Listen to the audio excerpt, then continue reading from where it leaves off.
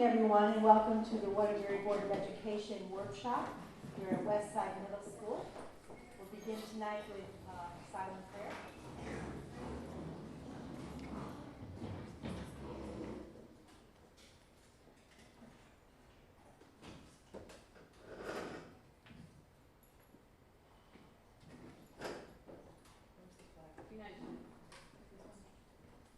I pledge allegiance to the flag of the United States of America and to the republic for which it stands, one nation, under God, indivisible, with liberty and justice for all.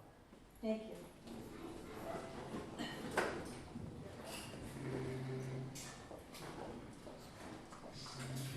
Our first item on the agenda is a report from Mrs. Burns, principal of Westside Middle School. Welcome. Good evening. Welcome to Westside Middle School. On behalf of our staff, students that should be here shortly, entering from the STEM program, our PTA, which is here with us tonight, and other family members, we welcome you to Westside Middle School. Very excited. This Saturday is a big event here for us at Westside, and we'll talk a little bit more about that in a few minutes. I have some slides showing up on the screen to kind of guide you through our presentation tonight. We're very pleased to say that we are still in partnership with the University of Connecticut. Several years ago, we began working with UConn as a compact school.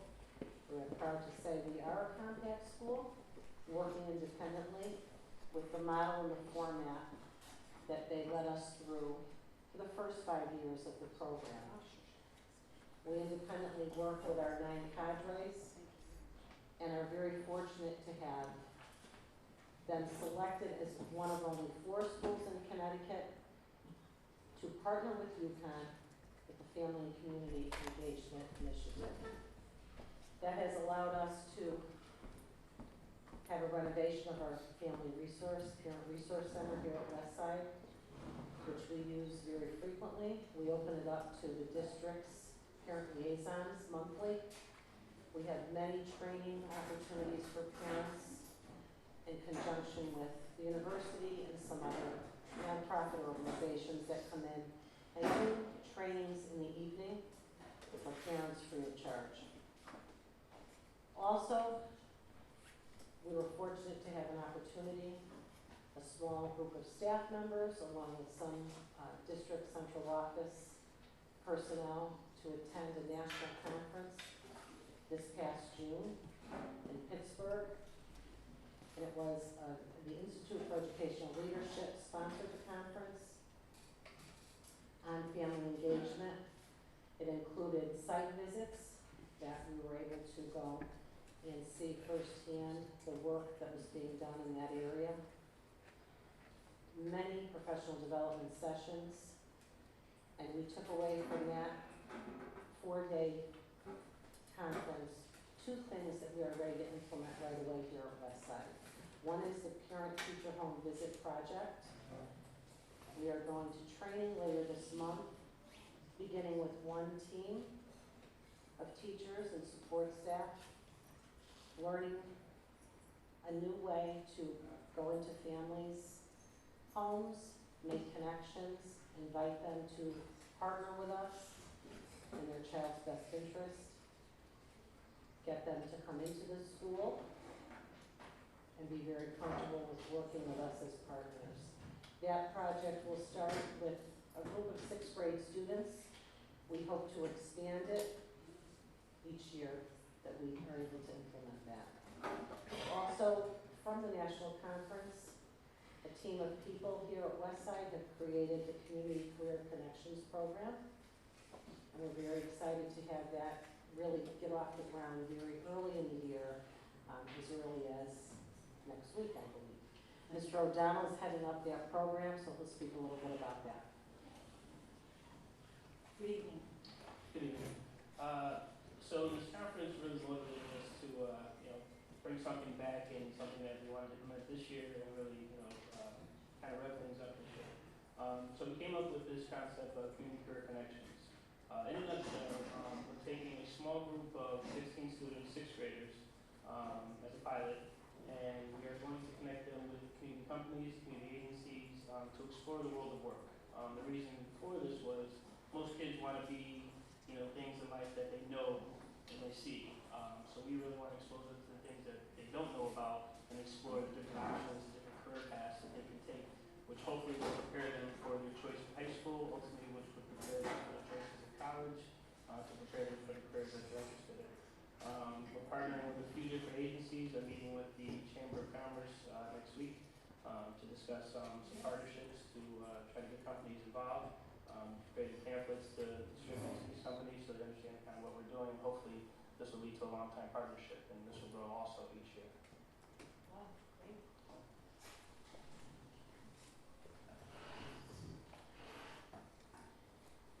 Our school improvement goals this year are consistent with what we've been working very hard on the last couple of years.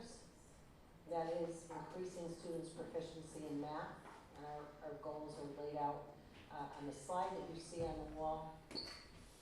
Another focus area is increasing students' ability to read closely and analytically, increasing their comprehension, and expanding on their writing skills. We have a third goal here that we work on every day. Every staff member is tied into this goal, and that is working with at-risk students, whether that be attendance, behavior, social emotional issues, academic issues. And we are progress monitoring those at-risk students very closely this year. And we have support staff and teaching staff aligned to the needs of those at-risk students. We have a parent feedback goal that we set every year as a school improvement goal. It is embedded in every teacher's evaluation plan as well. And that is reaching out to parents with an emphasis on communication. And we do that in a variety of ways, communicating through traditional methods and communicating with technology, and hoping that each year we can increase the opportunities for the use of technology in that manner of communication. What are we doing to reach our math goals? We're very fortunate to have a math coach on staff here. She's working very closely with all of our math instructors, and they do things weekly, facilitated by that math coach, to look at effective strategies, to look at assessment results and analyze where the weaknesses are, and look at ways to monitor that student achievement and reinforce those skills that we find are lacking on an individual basis. Our math coach provides a lot of professional development support in conjunction with the math supervisor. And we've been able to utilize staff for numeracy support interventions. We've been able to utilize a 10 marks program that we had a little more access to than we originally thought due to the use of our sixth grade teaching staff last school year. And one of our teachers being highlighted by that company as one of the strongest users in Connecticut. We're currently working with them to bring that to our 7th and 8th graders as well. We are using district-wide assessments and also school-based assessments based on the needs of our students in the area of math, and we have seen overall gains on the Smarter Balance assessment over the past 2 years. What are we doing to reach our English language arts goals? Our literacy facilitator, who's helping me with the presentation, Ms. Densmore, is leading our IDT meetings, those data team meetings that analyze the assessment results of students, analyze the materials and effective teaching strategies that we're using across the grade levels, and closely monitor student achievement in reading and writing. She's helping us with professional development all the time, not just on our designated professional development days, but on a weekly basis for those grade level data team meetings.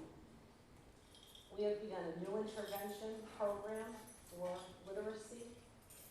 It is a spin-off of what is used at the elementary schools. Tiered students, tiered support, and grading levels 2 and level 3 are very prescriptive. They're monitored in a very unique way, and we were able to dedicate 2 staff members to provide those types of interventions for students that show need in reading and or writing. And we do that on a weekly basis, and we align that with those defined tiered intervention supports that we find work with younger kids and younger students, but we find that as we apply those to middle school age students, they can be very effective as well. Our Smarter Balance assessment scores for English language arts improved greatly for us from 14.81 to 21.2 in 1 year. So we're very proud of that. Our Westside Community at Work is done through our PTA. We have a very dedicated and generous PTA here at Westside. They're sitting 2 rows behind me here tonight. Our steering committee is a committee made up of those cadre facilitators under our compact model. We meet monthly and review the work of all of the cadres, which consist of every staff member, every certified staff member in the school, sitting on a cadre that works on a target area and an action plan that's been designed to meet a need here at the school. Our steering committee also functions as our school-wide data team, so we bring to that committee our reading and math progress, our assessment results, and look at across the grade levels where we need to emphasize our efforts and our instruction. We have a school governance council that is working hard to look at some areas here in the building and at the school that those other committees have not tapped into yet. We have some upcoming events here. We have a McEducator Night coming up that benefits Westside Middle School that the McDonald's on Union Street offers to us a couple of times a year. We're able to do things for students, including make some additions to this room, our media center library, that as you can see needs some updating, and so we're working at that little by little and with some resources and funds that come from things like McEducator Night. We have a high school options presentation for parents coming up October 25th. We also do that during the school day, that same week, and give parents an option of coming in the daytime or in the evening to hear about all of those options for these graders. Our governance council meets next on October 26th. And the big event coming up this weekend on Saturday is our Community Day. It is our 8th annual Community Day. We have lots planned for that day, including performances by our music students and other games and activities that are sure to be a lot of fun for our students and families. Target was very generous to us this year and donated a brand new bicycle. It's in our trophy case down the hall. That will be our grand raffle prize with lots of other prizes that businesses have really generously donated. And our staff has generously donated to that. Our students are here, so we want to invite you personally to our Community Day. Come on up. Students?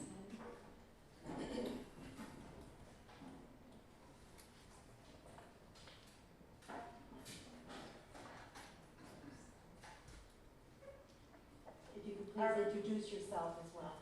Come on over. We have students that were presenting here at the microphone, but they have not arrived yet from the STEM program. Okay. So, come on. Traffic is not good tonight. No, it's not, right, Commissioner? Yeah. My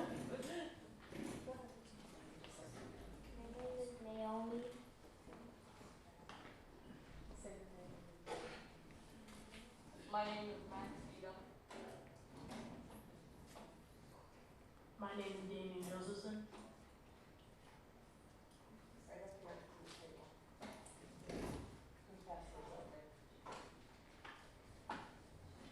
Our event runs from 10 to 2 on Saturday. We hope you can join us. We will. Thank you. We have more information about our C3 program that we would love for you to have. And contact Mr. O'Donnell, leave his email at any time if you have more questions about that.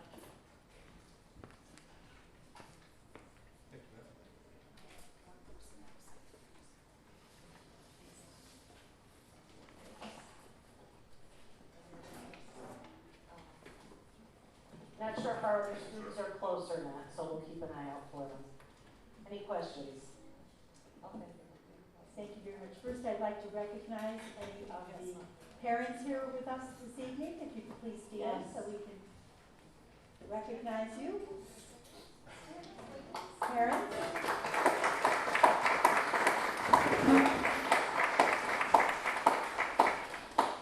I'd also like to recognize faculty that are here tonight.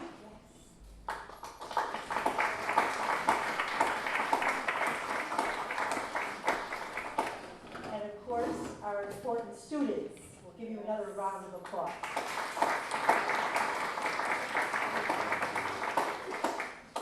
Are there any questions, Commissioner?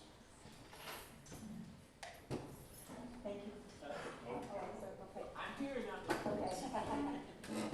Commissioner Hart. Good evening.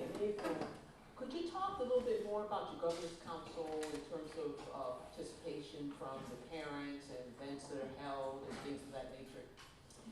Our governance council meets regularly here, and they're trying to identify some areas that our other committees are not working on. So we do a lot of coordinating among our PTA, our steering committee, our school governance council, to keep everybody abreast of what all the different committees are working on under our compact model.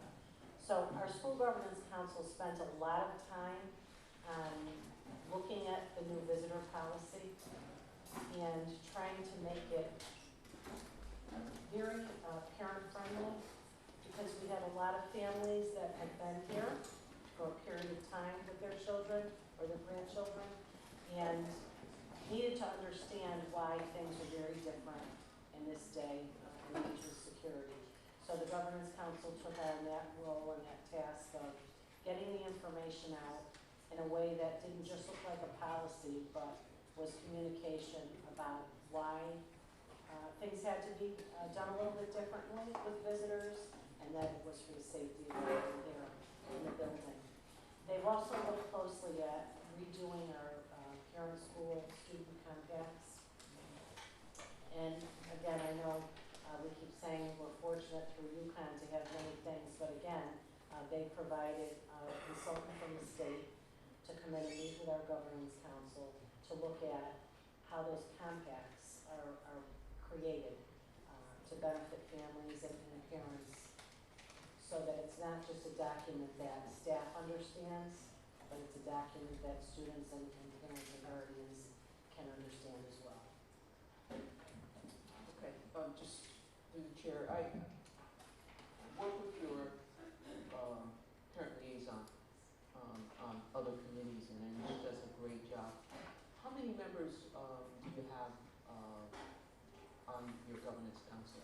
Right now, we're looking for new members. At this time, some of the members that have been on the council, their terms have expired as of now, so we're looking for new members. But we have had between 5 and 7 parents over the years, and probably 5 or 6 that were active last year. And we're looking for new staff members also, because we've had some staff that have been consistent with sitting on that council, and we'd like to see some additional input. So we're looking for the teachers that we need to sit on the council as well.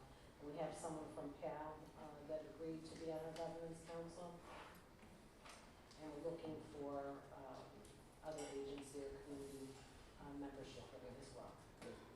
Okay, thank you. Thank you. Your students, I think, have arrived. Oh, so- One right? Okay, you ready? Okay, come on. So right here is yours. Introduce yourself.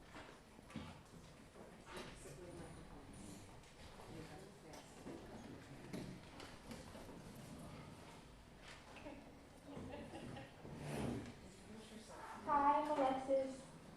8th grade Blue House. I'm Daddy, also 8th grade class. I'm Ariana, 8th grade Blue House. We would like to invite you to Westside Community Day this Saturday, October 15th from 10 a.m. to 2 p.m. There will be food performances by Westside students, face painting, pumpkin decorating, magic show, games, contests, community arts projects, crafts, and raffles. We welcome you to join us on Westside's Community Day. Thank you. Thank you very much.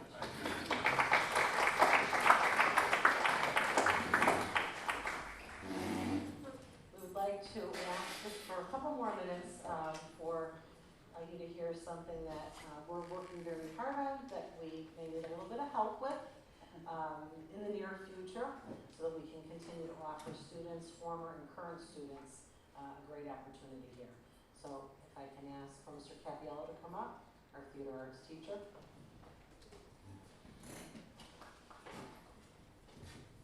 Good evening. Good evening.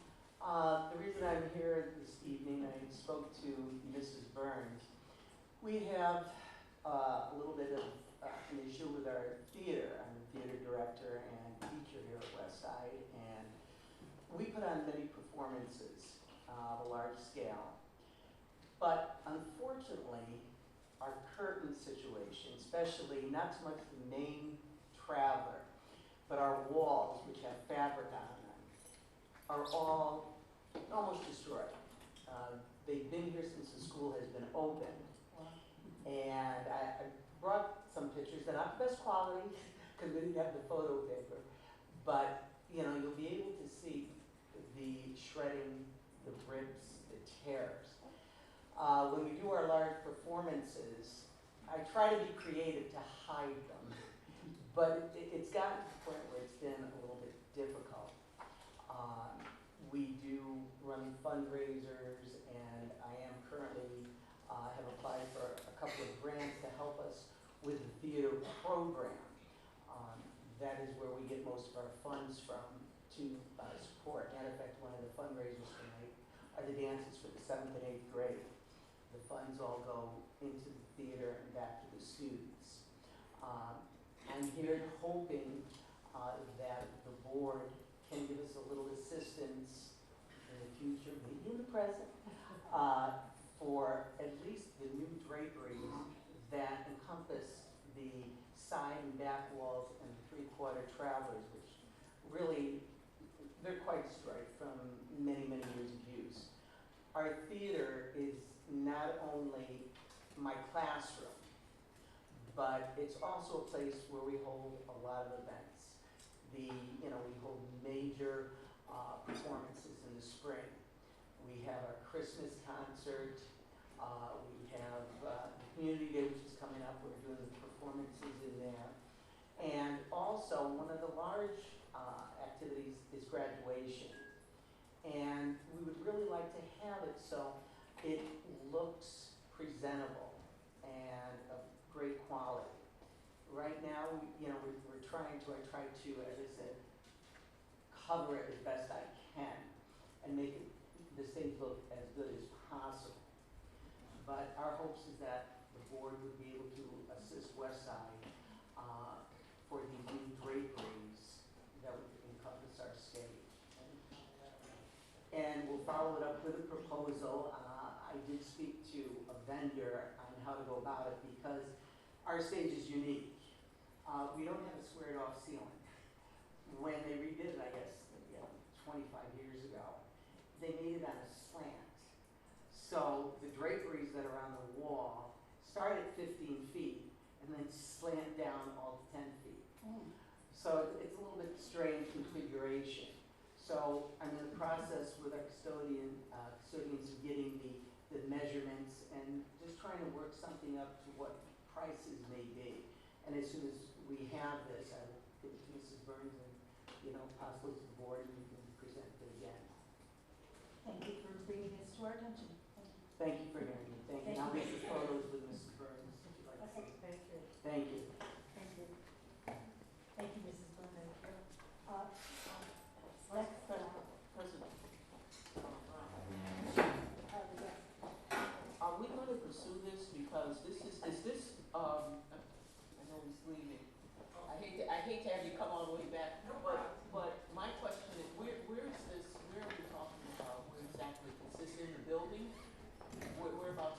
Yes, it is. It's in the auditorium.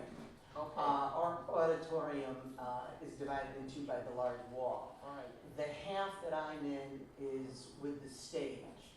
Okay. And we have the multi-school theater players, which is also it's the West Side 8th graders, which is the performance class. Right, And after school, I also have many students from the surrounding high schools, okay. Kennedy, Career, and Caner, that also are part of the multi-school theater. So it's right in the school, and it's adjacent to the parent room. Okay. The reason I'm asking this question is anything that's done in the schools, that there's a process for that. Anything, any type of, modifications we do. So I'm hoping Mr. Brinker is listening to this, and I believe that, yes, we can provide you with assistance. We just need to know a little bit more about it. We go to bid for this, because anything done to the schools, that's the city of Correct. Waterbury, so we have a process that we do that. So what I would advise that you do is, Mr. Brinker, if he can come over and talk with you, so that you get some information, and then we can get pictures and things of that nature, so we can pursue this, so we can help you with this, because I think that's a very important a revision that needs to be made, and we, get working on this as soon as possible. Fantastic. All right, I really thank you very appreciate much. Thank you for bringing this Thank to our you very attention. much. Thank you.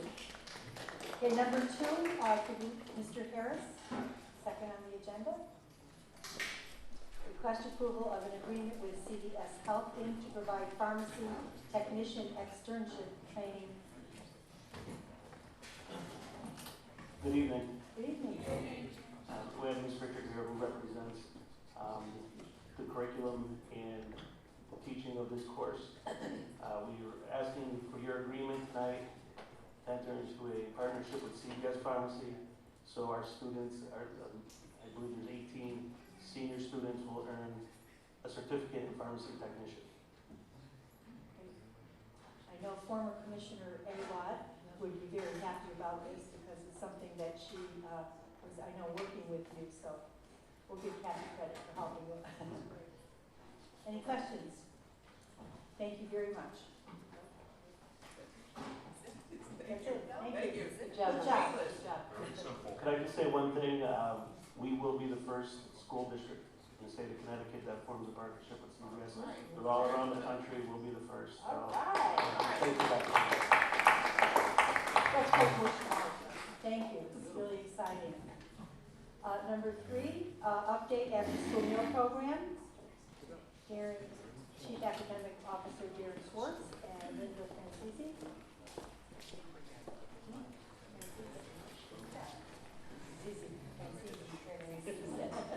And Adam Shaven as I well. made it a little French.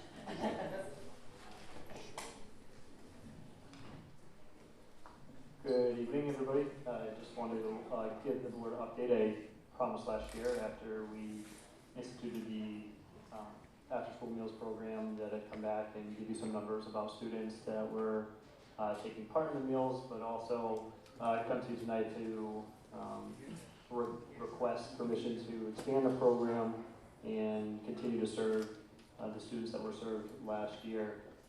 As you saw in the information that I provided, last year we started in January at Triggs, Hopeville, Wallace, and Wilson. And by the end of the program, the total number of meals served was 11,018. And 92% of the students that attended the program took the meal, which we were quite pleased with. And you can see those numbers broken down by the school, by the month, on how many students were taking part in receiving and eating that meal. We also have more programs beyond Driggs, Hopeville, Wallace, and Wilson that would qualify for this federally funded program. And again, this is federally funded. It's a program through the USDA. We would like to expand it to the Rivera Memorial Foundation Surveying at Tinker School, Chase Park House for 21st Century, Waterville Rec Esprit, STEM at Waterbury Career Academy, and Washington Park for the upcoming school year. Thank you. Any questions, Commissioners? I think sounds like a worthwhile program, and thank you for your initiative. Commissioner Harvey. Thank you. Good evening. Good evening. Why isn't Walsh School included in on this? We just took the 21st century primarily. I'm just thinking what particular grant that we have the funding for. Could you speak into the mic so everyone can hear you? The 21st century exists at these particular schools. We're just expanding it out in terms of numbers that we can actually feasibly expand out when we expand them out to that group. Okay, so my question again is why isn't it at Walsh School? Because the 21st century grant that exists is It's not at Walsh. It's not at Walsh. Is that the no, story? it's not. No. It is not at Walsh. Correct. Okay. Thank you. Commissioner Van Stone. Thank you, Madam President, through you. Just a couple questions on the new 5. For Chase Park House, Waterville Rec, and STEM, I think those both clearly state 21st century and then STEM program. What are the programs that are currently being run at Rivera Memorial in Washington Park? Rivera Memorial, there was a need there that we saw. And the Washington Park, again, it was just a need that we recognized and wanted to expand on. But also more than a need, there was requests from those directors for that program. The people running the programs actually sought us out to get them out there. And those 65 and 70 kids respectively are our kids? Yes, Yes. they're all our kids. Do we know what schools they originate from?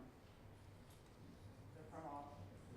They're all over the district, so to say exactly what schools each one comes from, that we wouldn't know. Do we run the risk of any double counting, or we know these?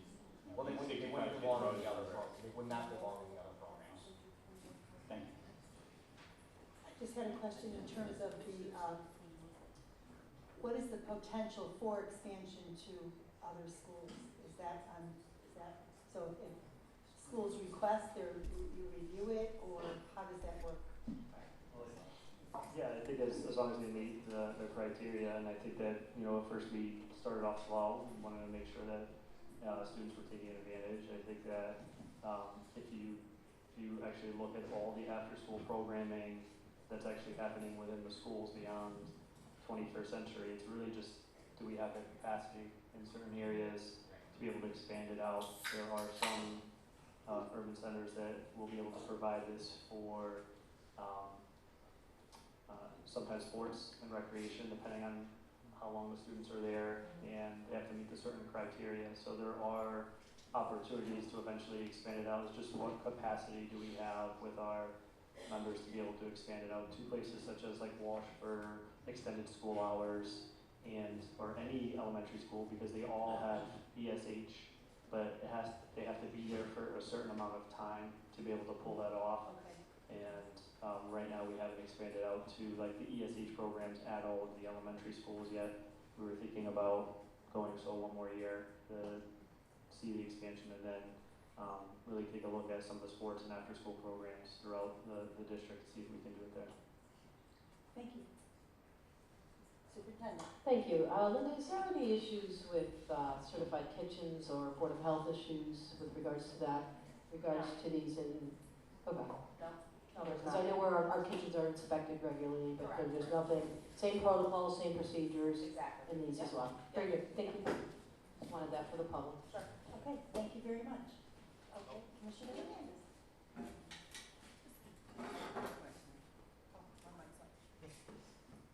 They wouldn't hear me today. So you said you only have it for places that are Century 21 that have a program there.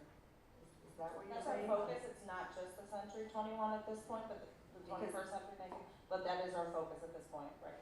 Okay, so River Memorial and Memorial Foundation and Chase Park House, is Century 21. No, I think, and the ones that aren't 21st century, those are directors reached 21st out. century. yeah, 21st Century, the directors from those programs actually reached out to us, and for the principals of those programs that are going to oversee it. And we thought for, again, the expansion for right now, rather than going to schools where they may not have the capacity or may not have the ability to pull it off just yet, we thought for the second year, for those that are advocating for it and slow playing it out because it is new, we decided to include those as well for, like, for example, Dr. Cotto was here and he had to run out, but he contacted us directly for the STEM programming, for the 200 students that do go. And it was also the vice principal at Tinker School that reached out to us regarding the Rivera Memorial Foundation. Okay, thanks. Commissioner Harvey? Yes, thank you. So is that the process, I mean, two questions. One is, when's the next time we're going to look at this? Number one. Number two, is that the process they have to reach out to you? No, this is, they reached out on their own. Obviously, we would like to expand this to, as I said before, there's sports programming that could take advantage of this. There also is options possibly to go to ESH programming that are after school for every single elementary school we have across the entire district. But discussing it and looking at the capacity to be able to pull it off, I think we wanted to slow play a little bit more of expansion this year, and then look at all the programming and see what's feasible, but specifically looking at, I think, certain neighborhoods that are going to benefit from this more than others. So specifically, I know Walsh is obviously one that you brought up. Yeah, It's a no-brainer that would be the next expansion. Okay. Possibly Walsh, Driggs, Wilson, Reed after-school programming, all those schools, I can keep going, Kingsbury. Those would be next natural steps, but we want to make sure we have the capacity because this also takes workers to be able to pull it off, and I don't think we were. There's time, there's process, Yeah. there's Okay. a lot of things that we have to think about in order. All right, now keeping that in mind, when is the next time you're going to look at this? And to see what, once you determine everything is working, when is the next time you look at this? Before the school year is over, I would say in the next few months, we'll be reevaluating it. Okay. Yeah. All right, that's good to know. All right, thank you. Okay, thank you very much. Thank you. Number 4, update from Bridge to Success, our wonderful community partners.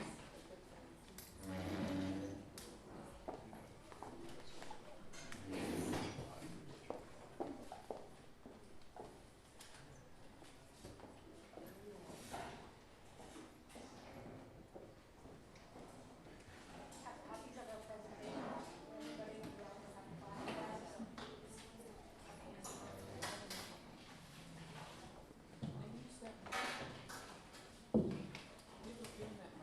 Chris, use that mic there on the end. Pardon me? Chris, use that mic on the end table. No, right here.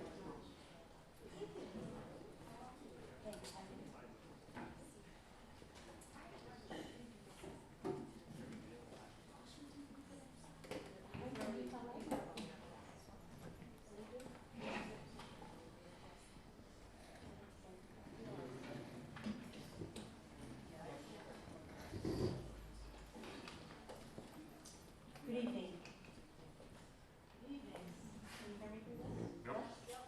Just bring it a little closer. Good evening, I'm Chris Durant from Bridge to Success. We're a community partnership of over 97 individuals that work under a collective impact framework, which means that we align with all the community organizations to work together to help one of those youth succeed in school, work, and life. Some of the conditions that we work under this framework are having mutually reinforcing activities where we promote oral literacy, third grade reading scores, positive youth development and career opportunities, high school graduation rates. We work towards shared measurement with all of our partners to make sure that kids are ready for kindergarten, that they're reading all by third grade, and that they're graduating from high school on time.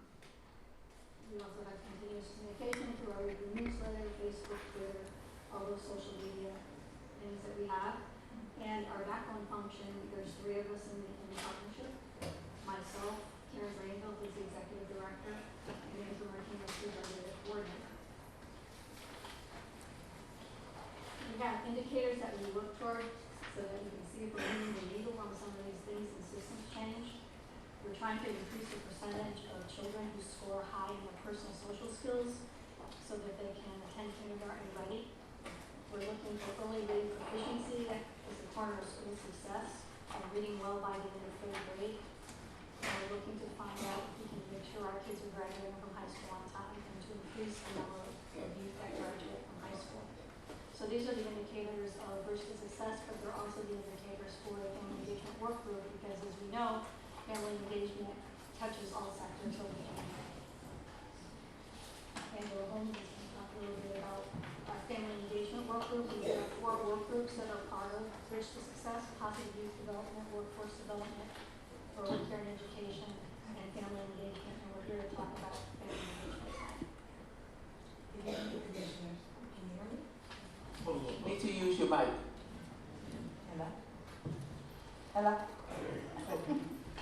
Good evening, commissioners. My name is Angela Holmes, and I am the work chair for DPS chairperson for family engagement. As we sat down and we were getting ready for this presentation, we wanted to express the key things that we felt that parents and the community should know, and we call what we know. Parents are their child's first and main teacher. We need to connect and engage families as peers. We need to support family well-being. And in doing that, the family engagement work group strategy, we promote parent leadership and engagement by supporting, sharing best practices, and collaborating with who I work for, Waterbury Hospital Community Programs, our youth pipeline, which is all our parent programs, Summer Bridge and Peach, Waterbury Public Schools. We have, I would like to say, dual capacity framework. We all do it somehow in educating our parents. We teach them what dual capacity is. The Family and Community Engagement Center, the School Family Community Partnership, Early Education, Early Childhood Education, School Readiness, Parent Liaison, and Family Resource Centers, School Governance, and the Title I District Action Council, and the BTS Messengers. We all together focus on getting parents ready to be civically engaged and understanding how the school works and being able to advocate on behalf of their children and themselves. I'm going to send this part over to my vice chair, Ms. Jessica Rio. Good evening, my name is Jessica Rio. I'm the director of the Family Resource Center at Wilson School, and as Angela mentioned, the co-chair of the Family Engagement Work Group. The Family Engagement Work Group helps guide parent leaders by encouraging them to participate in programs like PLTI, Parent C, and PEP, which are fully funded through the Waterbury Hospital now. We also encourage them to participate in the District Parent Advisory Council, to serve on their school's governance councils and or PTA, and also volunteer in their child's school, to participate in parent workshops, ESL classes, adult education classes, which are typically offered at the schools and in the community. And in the future, we hope to provide opportunities for those graduates of such programs by helping learn their interests and their skills and how they can be valuable in the community, to help provide opportunities for mentoring and connecting with area agencies that they might want to be a part of, and to provide professional training for mentors and mentees, and possibly even gain funding to provide stipends for those mentors. And then also, we did a focus group a while back, and we found out from parents and from providers that one of the goals we have to look forward to this year is to help promote a welcoming climate throughout the Waterbury community, both in the community agencies and at the schools. So the Family Engagement Work Group is collaborating with CERC to provide this training, which is actually going to happen for community providers on November 15th. And we're going to encourage commitment, utilization, and tracking of this framework to foster continuous improvement in all organizations, and hopefully eventually be able to provide this training for the schools as well, because we find that welcoming climates make people feel comfortable and help build trust so that they want to utilize the community organizations and feel comfortable in their children's school and want to be engaged. On this last page of your presentation is just a listing of our family engagement community partners. workers that work within the family engagement work group. We just wanted to give a listing of everybody that usually comes to our meetings and participates in this collaboration. And then on the last few pages of your, we're not going to have you go through all these pages, we do have a sampling of some of our community partners' missions and family engagement initiatives that they provided us.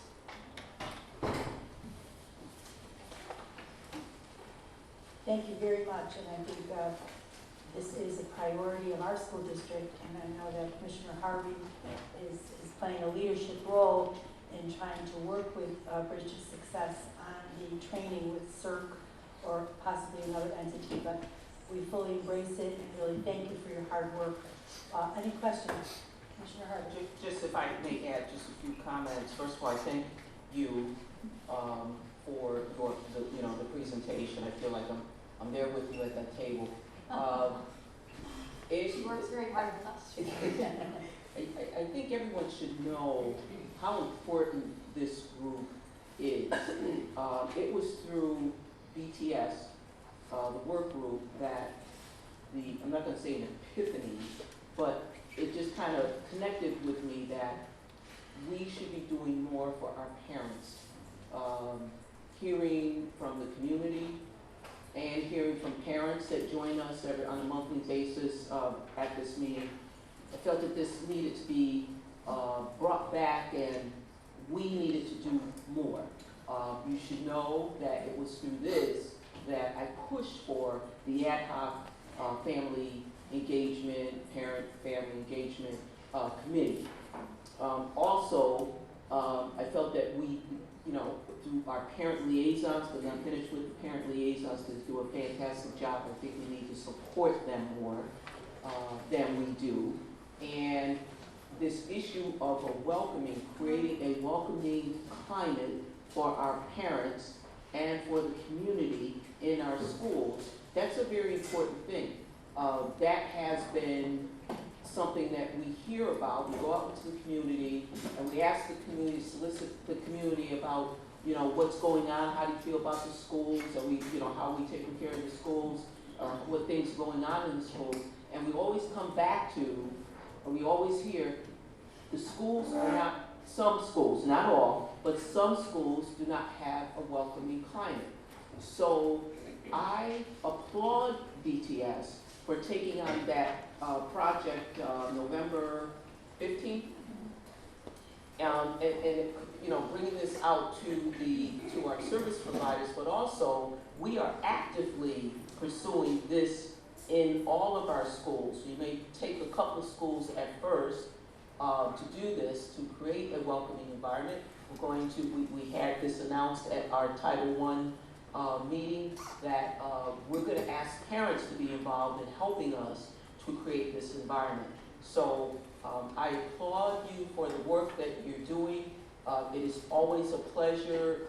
Someone invited me, I think it was Angela, invited me to the meeting, and I've been a fan ever since. So I applaud you. This is a partnership. This is when we talk about partnerships, this is exactly what we're talking about, a partnership. So I think we can only improve matters by partnering and with the community. Now, I'm going to mention that there is one particular case where we have, I think, the fatherhood, Angela, help me with this, the fatherhood initiative from New Opportunities for Waterbury.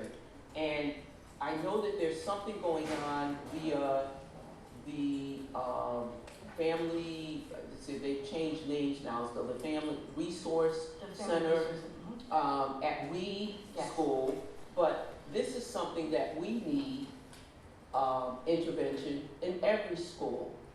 It's something that we need to invite, I don't know the gentleman's name, Dennis, with our now New Opportunities for Waterbury, because of the resources that they have there. Many homes, many of our students' homes, the father is absent.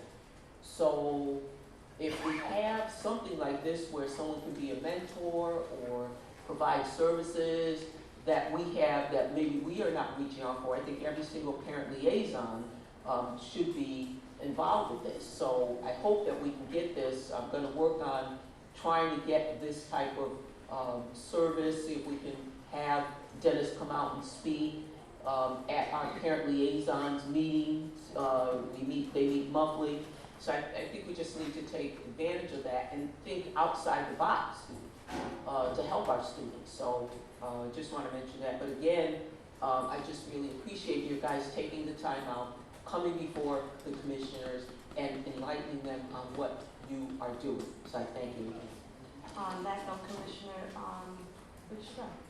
Ms. Tina, Dennis could not be here with us this evening, but he asked Ms. Tina to please give you his handouts so that if anybody wanted to reach out to him about the Fatherhood Initiative, they have the information. Very good. Thank you. Thank you very much. Look forward to our continued partnership. Thank you. Number 6 on the agenda, number 5, request approval of the submission of the consolidated 2-year federal grant application. Linda Riddick-Barron.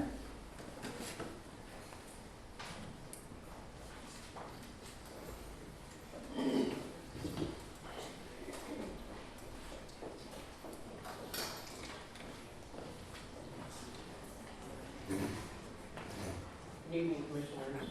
I'm here to talk about the 2016-2018 Federal Consolidated Application.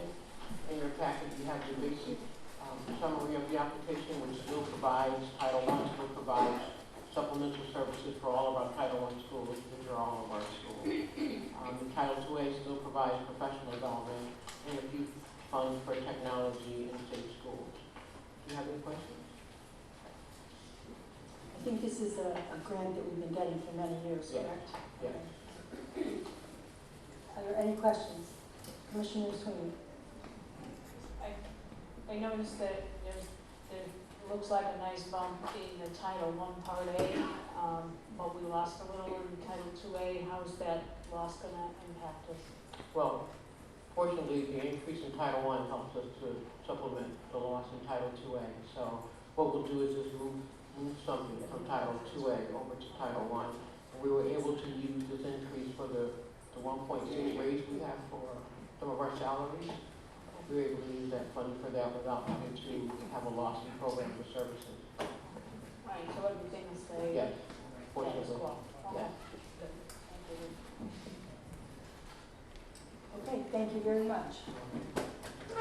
Number 6, year-end fiscal report.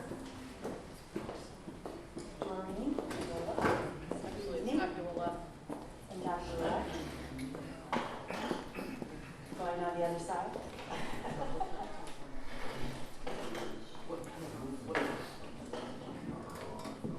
Good evening, Commissioners. Very happy to say that there was a little delay in when we always report our end of the year 2016. We always want to make sure we have a thorough audit of the year end, and so I always respect the Chief Financial Officer's advice as to making sure we go through that audit and everything runs smoothly. So we're pleased to be able to show you that monthly expenditure and end of the year report that you have in front of you. So I'd like to go through the line items, if you may indulge me for a little bit. You'll have a handout that says June 2016. It is our intent, once we review this with you, next workshop to go through the quarterly and to share with you where we are at this point in time. And if the Finance Committee would like to meet prior to that, I'd be happy to do that as well. So if you look at your, are we there? Okay. If you look at the original budget requests, going through the line items as compared to the projected difference, you're going to note in the early incentive certified, there's a deficit of $332,028. That's the majority leave of retirement. And we've talked about this repeatedly during budget time. This is pretty much an unknown to us about anticipated leaves, retirements, and payout for us. So that line item, I think Doreen does a great job trying to adjust it as we go, but just wanted you to note through that because Mrs. Viola and I are going to begin that budget process very soon, next month. We're not going to be waiting till January, February. We really want to hit the ground running with this and look at. So we want you to kind of pay closely attention to the areas that we need to make those adjustments in our budget. You'll also notice the 81,722. That's for certified coaches that we've had to make adjustments within Career Academy. And again, I think we've reduced some of that budget line items to come within budget, but this is the actuals that you're seeing. So when we've been told to reduce the line item to come within budget, to meet the recommended budget that the aldermen have granted to us, and this is what we do, and then this tells you the real numbers. If you look at also the 156,927, that's non-certified staffing. This is the paraprofessional accounts. This is adult ed. I'm sorry, thank you for that. That's adult ed. My eyesight since to be going, but it is adult ed, and again, that was recommended from the Board of Education to reduce that line item, and you're seeing we're coming short within that line item as well. Want to go to the 1,193,220. That's substitute teacher account. Again, this has to do with substitute on a daily basis, teachers on leave, sub-filling vacancies. We're going to need to, again, adjust that. You know, and we do have to put freezes on to be able to watch these accounts, and you know, as we talk about the volatility of certain of our accounts, you know, we have to come with a budget. That's our fiscal responsibility to do that. But just highlighting that differential for you as well. The 12,286 has to do with recess portion for the pre-K 8s. Mrs. Viola and I are going to look at that, why that sits there, why there is a deficit there. Maybe we have to make an adjustment as well. The office aides increased, the 19,752 is increased, and then again, not appropriately budgeted. Not appropriately budgeted, and we'll have to look at that. The 181,643 custodians, these are some of the seasonal positions that, you know, for certain responsibilities, whether it be fall cleanup, spring cleanup, winter cleanup. Some of those positions were seasonal and filling into full-time capacities. We are, I believe, at full capacity at this point, and we will need to make adjustments accordingly as well. Overtime is for outside activities. We continuously have, this is, to my surprise, not as much of an impact as I thought it would be. I think Dory did a phenomenal job in trying to project what that would be. We have a tremendous amount of outside activities happening within our schools throughout the year and actually throughout the weekend. Another one I would like you to note is the paraprofessional account running at a deficit of 21,696, special education. I know we do a good job of watching it, and a director of special education, Ms. Owen, does a great job also monitoring that situation. That came in pleasantly surprised to me, by the way. We will need to adjust to the 27,235 bus duty. We're going to need to look at the stipends for that, look at that with WTA, and see how that impacts supervision outside. We will not compromise safety. We just need to understand why that's running in the red. One of the big issues that we're seeing again, and Mr. Brinker and I have had a very good conversation about this, is the overtime. We certainly respect the fact that our buildings need to be maintained. We have an awful lot of responsibilities. We have to maintain those buildings after school hours for the protection of our students and staff, but that's ran in the red, of $310,435. But Mr. Brinker is monitoring that situation at this point in time. Lastly, Postage, I have no idea why that's running in the red, but we'll certainly look into that as well. And the last page, I don't know, Board of Education Commissioners, you're in the red $1, Chris, so. I was Liz. So, I don't know, Doreen says every year we're off by $1, so we'll have to look at that as well. I got it. You got it? Thank you very much, Commissioner Van Stow. Take out the red.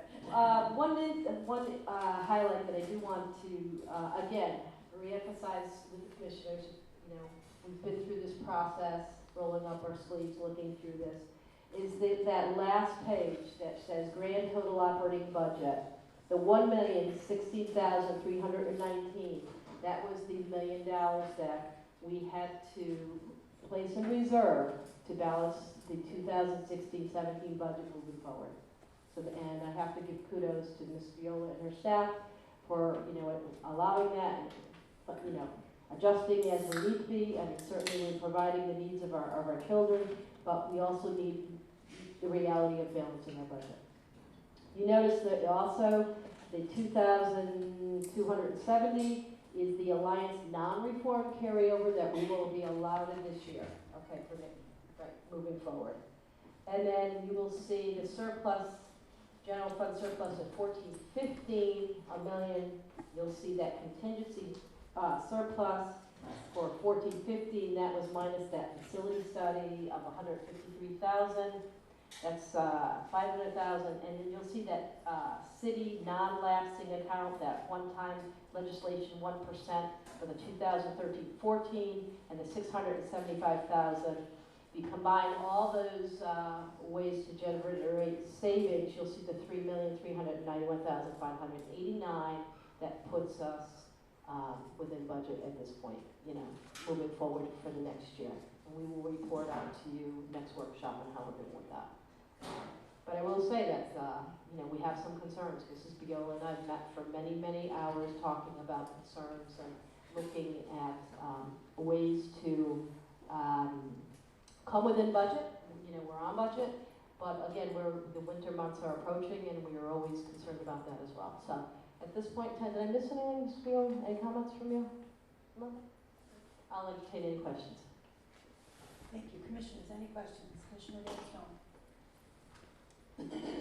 Thank you, Madam President. Superintendent, I appreciate the extra duties you took on this past year when it comes to finance with the situation we were in.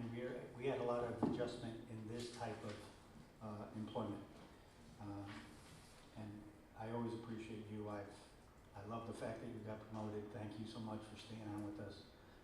We really needed you, especially this year, so thank you so much. I appreciate the fact that you said the two of you are looking at adjustments, because you know I'm one that, as though you can't necessarily always zero out at the end of the year. It's what I look for. It's nice that we have plus and minuses, that in the bottom line, we look good. However, when you dive down, when I, in work, ask my folks to do their evaluations, and this is really Finance 101, it's really at what we call here the purchase account level, we call activity level. You really have to report to each individual level. And so to have a plus of a great amount in one activity and a minus of a great, that doesn't balance out. That's not Finance 101. Just because the bottom line says we're okay, it doesn't mean we projected a good budget. So I'm going to go over a couple things. You said that the non-certified teachers was a negative, and that was a reduction that the Board of Ed asked for. However, I believe it was adult ed, Commissioner. was it adult or non-certified? It was adult ed. Okay, adult ed. Yeah. So either way, but however, we overspend by $1.2 million in substitutes. However, when I tried to impose an attendance policy for the teachers, it was never introduced. So just keep in mind, you could say we took out $15K. However, we have a $1.2 million overspend. When I wanted an attendance policy for teachers and administrators, I didn't stop at teachers, We did not do that, and now we have an overspend on the subject. Now, granted, I guess personal days, professional days, et cetera, goes into that number, but we never seem to want to talk about attendance for teachers, although we spend a lot of time with attendance for students. So how are we going to address that? Yeah, Mr. Brinker and I have been having conversations about that, and he has working on a strategic plan with regards to that. And that, you know, it's a difficult situation. The WTA contract or the SAW contract, they're entitled to X amount of personal days, X amount of sick time, but we are monitoring the situation, and you notice this Board of Education also put in the last teacher's contract with regards to stipulations on sick time. So, and then, Commissioner, I want to apologize if you took offense to the adult ed. That was not my intent. I just wanted to note that that was a topic of conversation to that. But it's something that Mr. Brinker and his staff are monitoring very closely. Okay. And you know, I wasn't just talking on the absentee policy. I brought absentee policies to us that have been approved by other unions. And I've brought back for a number of years that not just a teachers union, but actually an absentee policy that has been approved by a Teamster union, which I'm sure has a little more pull than our teachers. Nothing against our teachers union. However, there are absentee policies that are out there that are acceptable by unions. And in the end, they'll realize that it benefits all, and it goes after those that are especially our students. In this case, right, because it's you know, I've been in schools where there's a teacher roaming between two doors, and we know that's happening. That's not new news. Yep. And I would be happy to have Mr. Brinker report out on some of that monitoring process. I appreciate that. No problem. And now, you know, I couldn't bring up a figure without talking about my critical needs list. Can I just interject a Sure. little on the substitute line? I know it looks, 1.1 million in the whole, it's very disturbing to us as well. However, a good majority of that you see is up in the teacher line where we have surplus, 872. Our personnel department does a great job at trying to fill the positions, but however, if they don't get,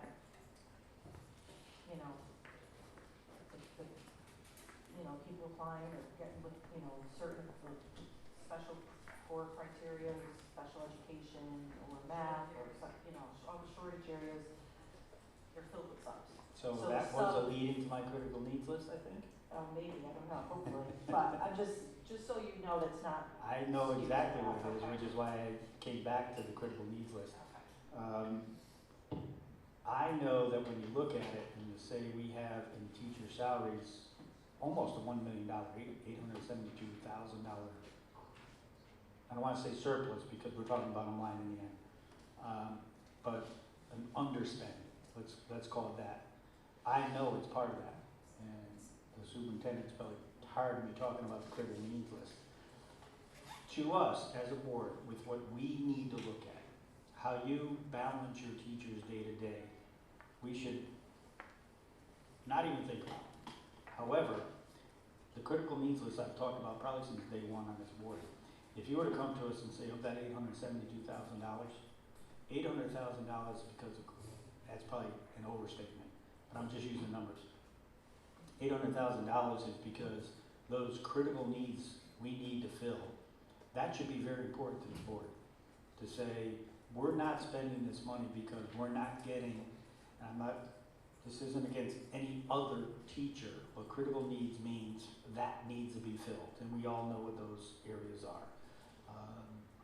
Whether it be bilingual, math, I would mention math, that type of teacher we know is a critical need, right? We can't get those. Sciences, we can't get those. And I think this may be more prevalent as we go forward with Waterbury Career Academy, because those are going to really be special type teachers that we need going forward to maintain that school. So I'm not saying that where I would normally say an underspend of that amount is a bad thing. I get what that is, but until I think a better barometer for this board would be to say X amount of those $827,000 are those critical need jobs that we have. However, I don't have that list yet. Yes, and Commissioner, I think we'll have another conversation with Mr. Branker in there because the critical needs list, I mean, this board certainly endorses the curriculum, adopts programs of studies for high schools, middle schools.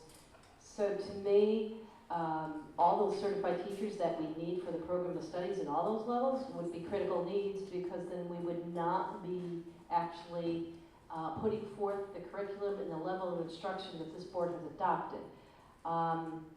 So I guess I would not like to have another conversation with you and how that looks, but to me, if this board has adopted, say the middle school model or the K-8 model, where there's so many sections of, prep time in art, music, then they're all critical needs.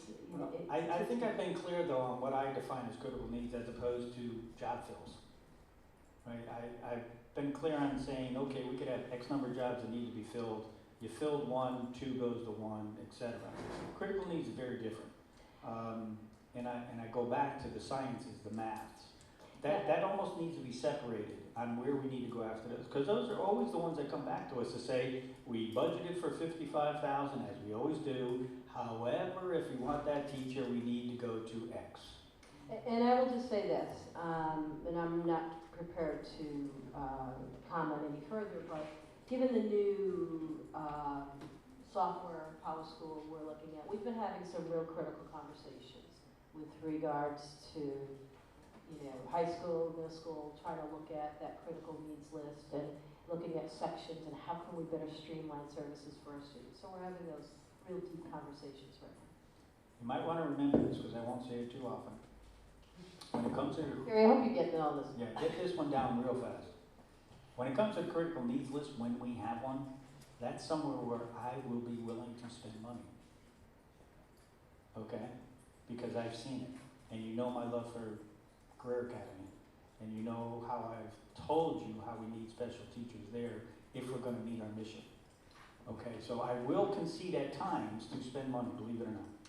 But my job as the superintendent of schools is to show equitable services for all the love of my students. And I will do that for That all was of a very political correct That's answer. right. Thank you. I go to all my But you know what I'm agencies. saying. I understand that, but I really watch out for all my children. I got it. As do I. No pun either.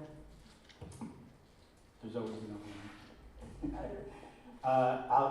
Overtime, I had to look at that. How much is that is affected by use of facilities? Well, the use of facilities is has its own account. So it's the 511227 overtime outside, Which I said I was surprised at. where we spent $252,000. Okay, so it's a little separate. I wrote them both down, but I wasn't sure where they merged. Okay, that's fine. Utilities. Lorraine knows I always ask about utilities. I always question that we allot too much. And here's how I look at a budget. I don't want us allotting too much somewhere just to cover somewhere where we're shortfall. That has nothing to do with the category that we, right? Finance 101, you don't plan to have Peter pay Paul. You don't want to plan for that. So I'm not saying we do that, however. Natural gas on a mild winter, we still have a positive $665,000. Now, I was told we need natural gas because most of our facilities run on natural gas. Now, natural gas is up higher than any other resource than there is.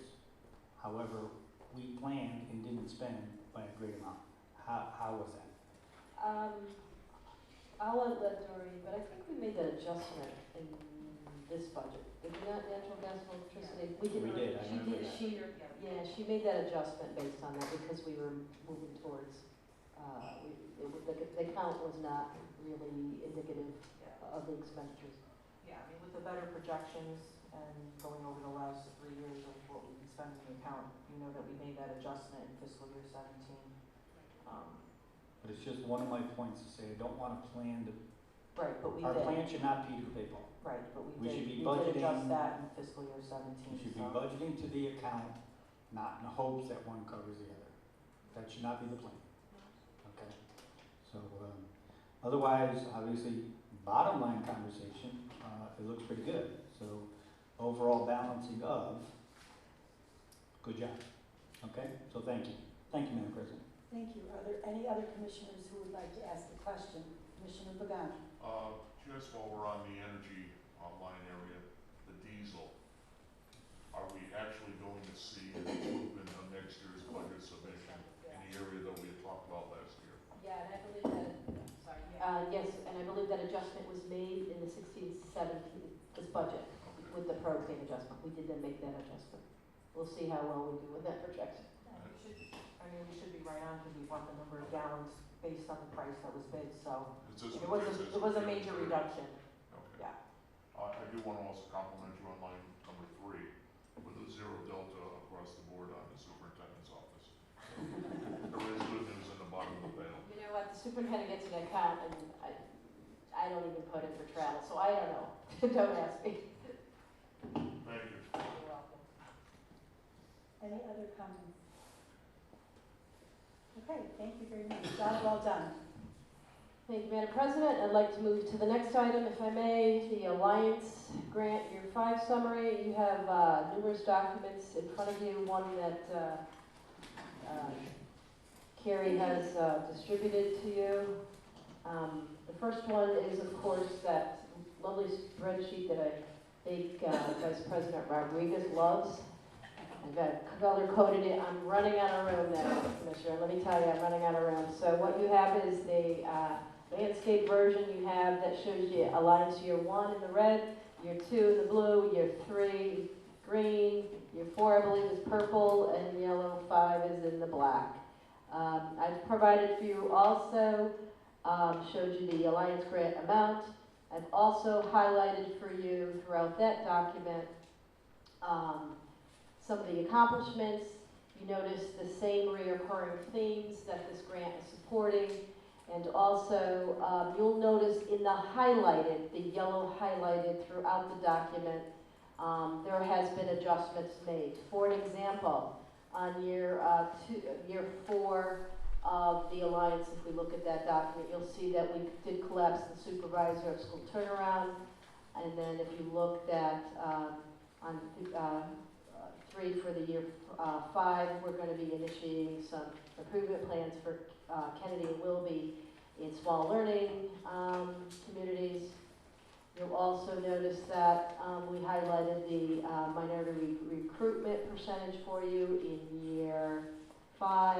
And we also wanted to show you some of the additions in this grant promoting Young Education Society, the YES clubs at schools, and also the trained advisors for Young Educators Society at the Kennedy Wilby Crosby Career Academy. Teachers also will complete prescribed team modules within the designated 2-year time frame. So we added that for you. And I just wanted, that's just visual for you. I don't expect you to really pour into it. What I do want to highlight for you, you do have the grant in front of you as well. Just wanted to remind you that the non-reform is at a 49%, and the reform side is 51% of the funding spent. We were able to, working closely with the state officials, to move reading teachers and our Walsh teachers that had currently been supported out of the non-reform side of the Alliance grant, moved it over to the reform side, so we were able to make that adjustment to come into budget. I also provided for you, thanks to Doreen as well, as you have Alliance 2016-17 one-page sheet, similar to what you're used to for our budgets. You notice that in year 5 there was a reduction of $672,644. You notice that due to increases in salary for staff, benefits as well, we did have a reduction so that we do have to absorb more costs within this grant this year. And I'm showing you those line items that for you as well. Much of the way, of this alliance from last year is still in place. I've highlighted for you the additions. You notice in the bottom of the page, again, it reinforces the new added to this alliance grant, but you're seeing some adjustments having to be made to these line items in order to adjust for the $672,644. So I will be able to, again, if you want me to go through the history of Alliance, do you want me to do that? Go from year 1 all the way to 5 and highlight for you again? No, I didn't think so. I'm getting a stern look. Now, I can concentrate on 5 for you as well. I think it's really self-sufficient in reading. And then we're looking at the Yancey Forum, Birth to 5 coordinator as well, trying to assist with that. School readiness and a strong initiative with preschool, salaries, school readiness, supplies. And one of the biggest issues at hand that has been truly crucial for us is that student management system that you just approved last week. So you can see that, again, we're making adjustments, we're keeping to the course, a lot of curriculum revision, we're making adjustments, reductions as we, working very closely with the state. I know kudos to Chief Academic Officer Schwartz and his team. A lot of dotting of the I's, crossing of the T's with SMART goals and proficiencies in that. So there's been delays throughout the state with that, but we were very appreciative to receive the award letter last week. I'll entertain any questions. I can certainly talk on and on about this, but that just kind of outlines it for you in a nutshell. Nothing really new. Let me see if there's anybody else. Yeah, just one. Commissioner Harvey? President Brown. I'm going to have some additional questions. Sure. And the questions that I'm going to have once I go through all of this, I know will be related to our early childhood and our connection with that, with City Hall and that position and where we stand in that and what role do we play in that. So I know I'm going to have some questions that may be next week, probably will be next week once I'm able to go through this. Next workshop or next? Probably at the next regular meeting. Okay. Okay, so. If you could forward those in advance, so we're prepared, that'd be great. Yeah, I hope, and I will have an answer, you're saying? Yes. If I do that? Yeah, Okay. that'd be great. Thank you. All right, very good. Thank you. Commissioner Dan Stone? That's fine. I think everybody's good. Thank you. Thank you, Madam President. Step 3. I'm looking at ILDs. And I'm looking at 3 full-time positions. One is in another section. Where does that appear? So you took away all my hope. 3 are in talent. 3 intel.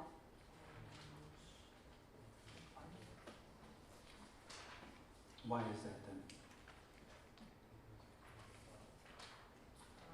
Because of Paul White's position being both turnaround A little bit of both? and both, so I think it's in. Still services like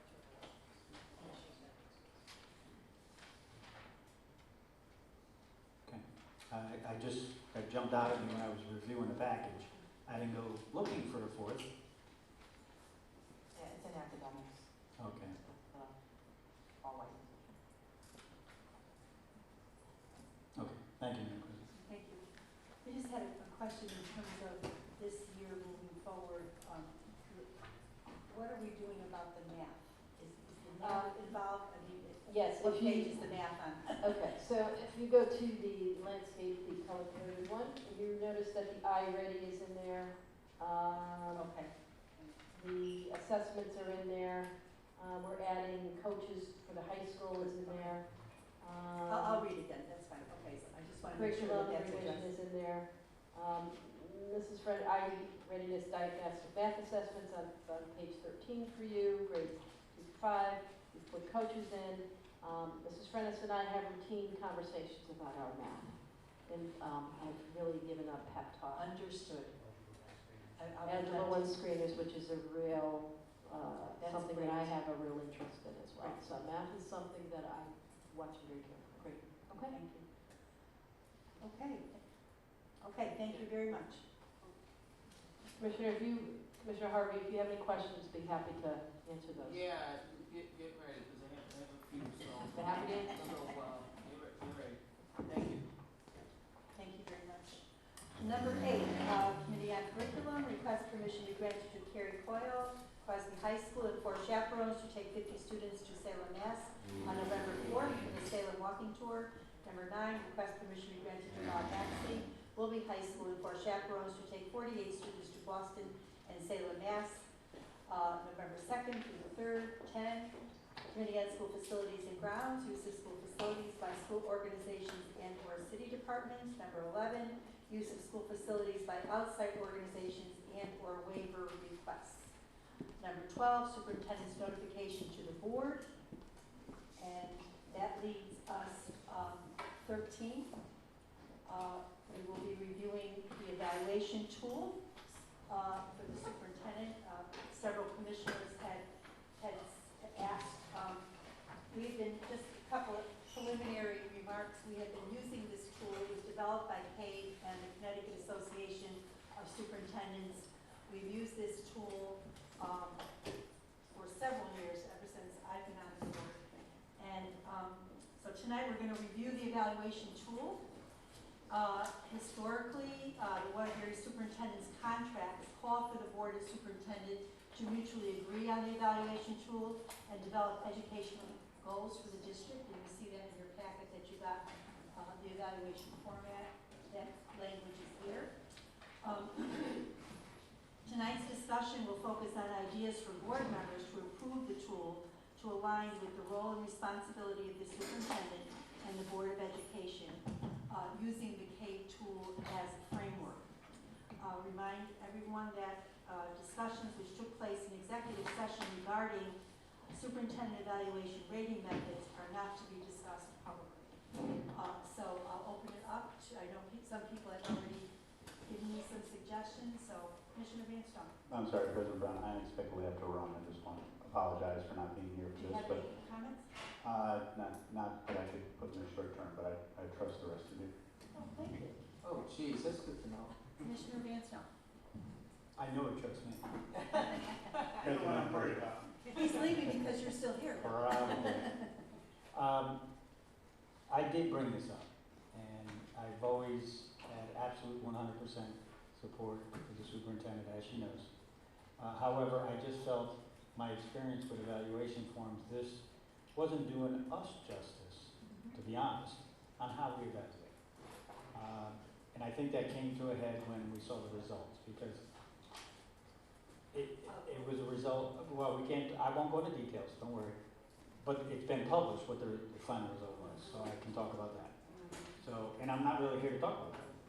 What I'm here to talk about is I actually tried to send out an email to you folks today, because although I knew we had this coming forward at some point, unless I missed something, I didn't realize we were going to discuss this tonight until I saw the agenda. Yeah, originally, it was going to be an executive session I a month ago, and we realized that this really needs to be a public conversation, so we rescheduled it. So. Right, but until Tuesday, I didn't know it was tonight.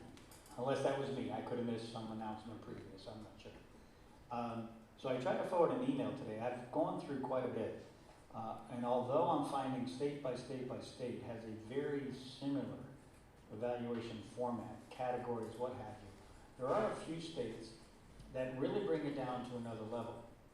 And it's what I've been looking for, and I think a few other commissioners have been looking for, is something that's just a little more tangible and not just categories with words. We really had no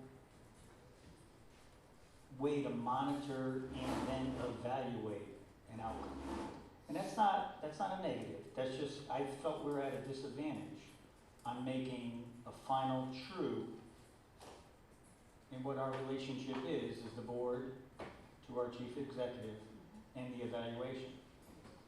So some of the things I've looked at, and I've also, the most important thing I want to share, and I try to pull it out of the main email I sent that got rejected because of our size, was a white paper that was done by Dr. I believe the way you say his name is DiPaola, and he's from the College of William and Mary. And he wrote a white paper on how to evaluate school superintendents. And what he did was he looked at probably about 30 states. And states, with their influence of state to state to state, have different evaluation forms. However, I mean, the Midwest in this country thinks different than the East. The East thinks different than the West. So the fact that he went across the whole country to look at different evaluation forms impressed me. So I went through this white paper. I'm going to read it multiple times to make sure I get it, because as white papers are, you really need to read them more than once. One of the evaluation forms that actually impressed me was Oregon.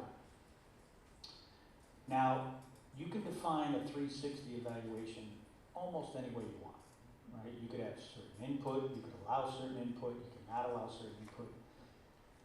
Theirs went pretty extreme, which I don't think we would go quite that far, but I would like to at least consider some of their evaluation process.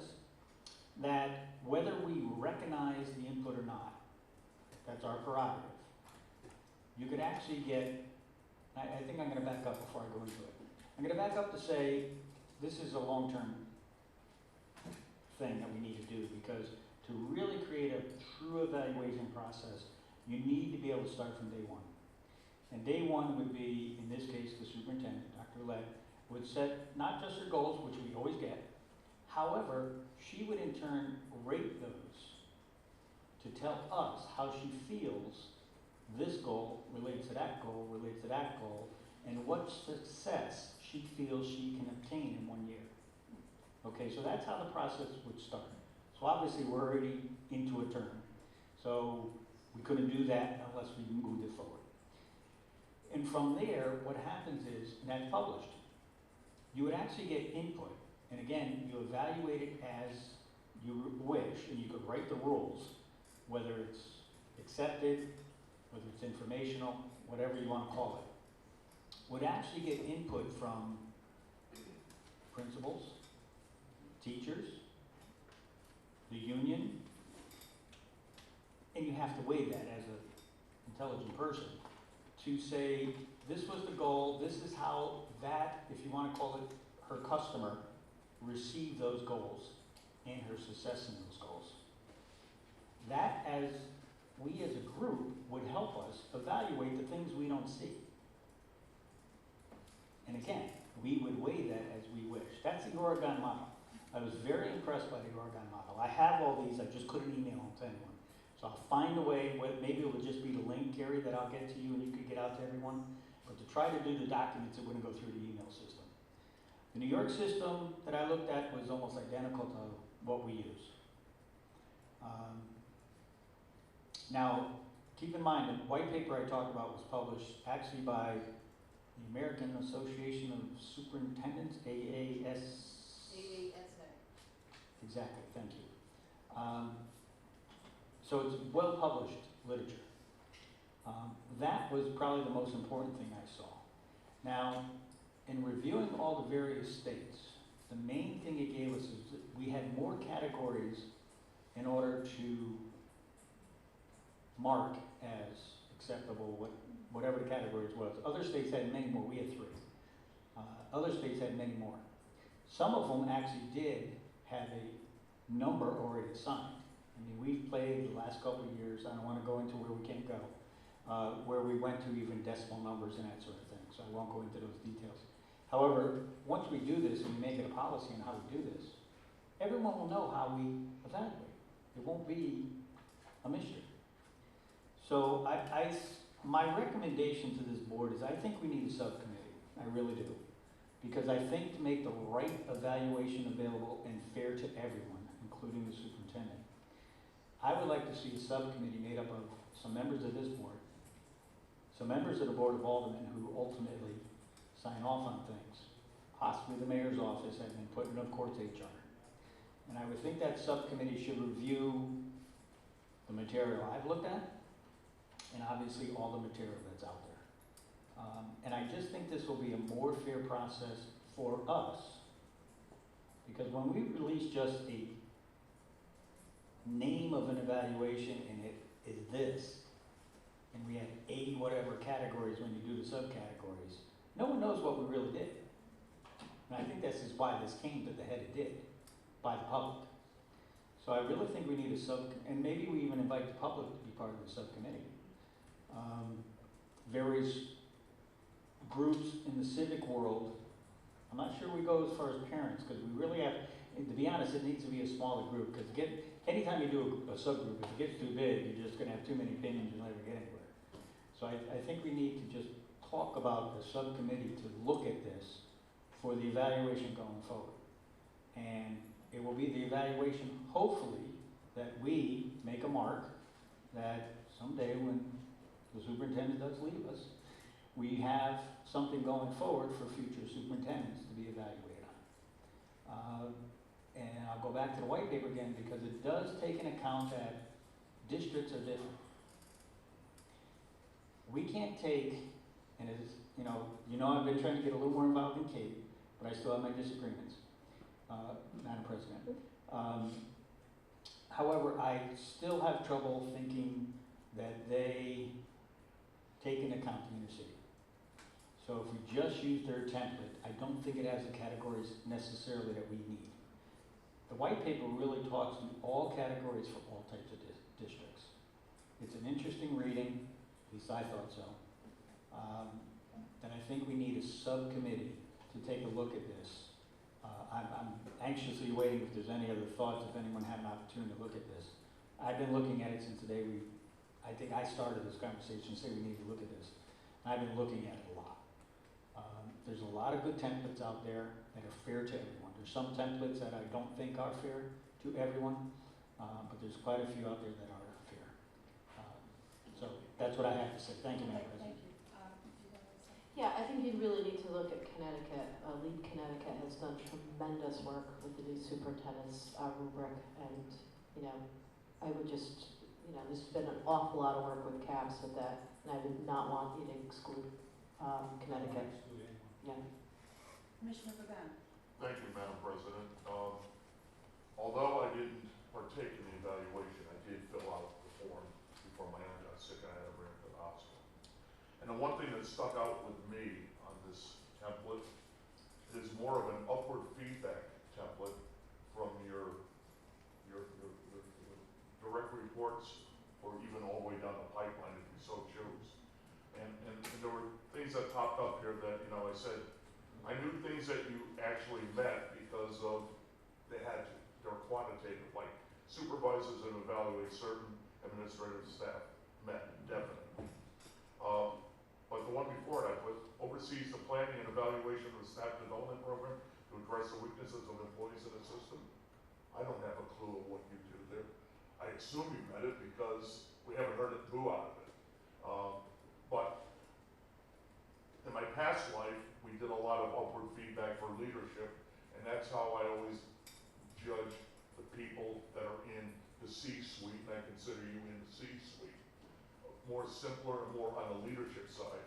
Not only educational leadership, but organizational leadership. And the things that stuck out on me is, that should be probably looked at from your perspective, vision, strategic thinking, drive for results, at least from the board's perspective. Your passion, your integrity and trust is a factor that's got to be looked at, measured, quantified qualitatively, quantitatively, who knows how. Your courage, your passion for developing a staff and creating a leadership pipeline, which I think you've already done rather well. Your embracement of diversity, communicating effectively both in and outside of the school board. Your passion for personal development, your passion for team orientation. Those are things that stuck up from my past life. That's how we judged our leadership pipeline.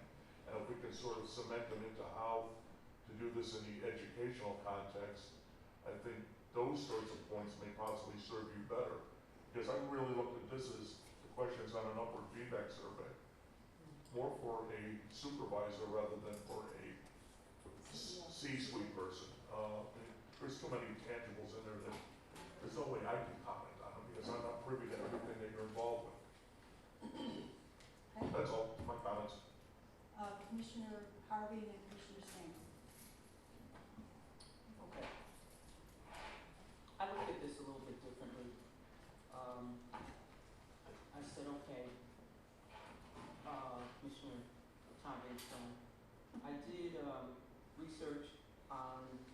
various districts throughout the United States, looking to see what they use. But then I set my own little guidelines in terms of what it is I'm looking for. Waterbury, as well as Hartford, as well as Britain, were urban districts. So I was looking for that. I did kind of a Google search on that to see if there was anything that stuck out there. Didn't really find too much. So, but I did find some, talking about the things that we're looking for in a superintendent. A superintendent is a management role. It's he or she is the instructional leader. They take care of physical aspects, is what we heard tonight. So then I looked at it and I said, okay, two things. Are we going to look at this document that we've been using from Cade? And then I had some editorial comments on that, which I'll make real quick.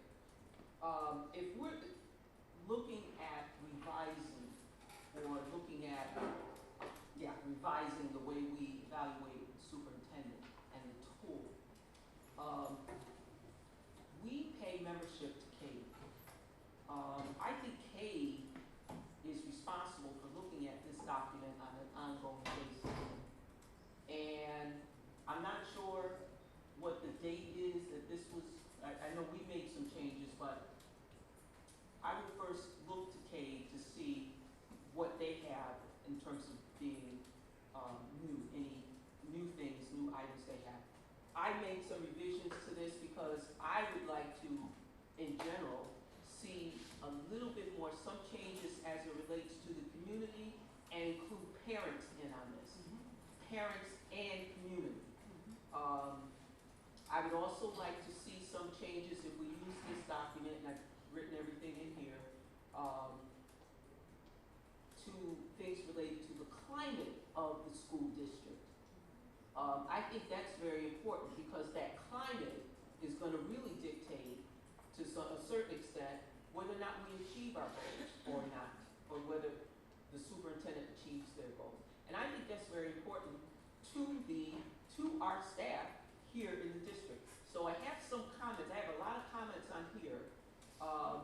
And I'm Commissioner Van Stone, Tom Van Stone, I'm with you on that committee. I think there's a need for another ad hoc committee that looks at this.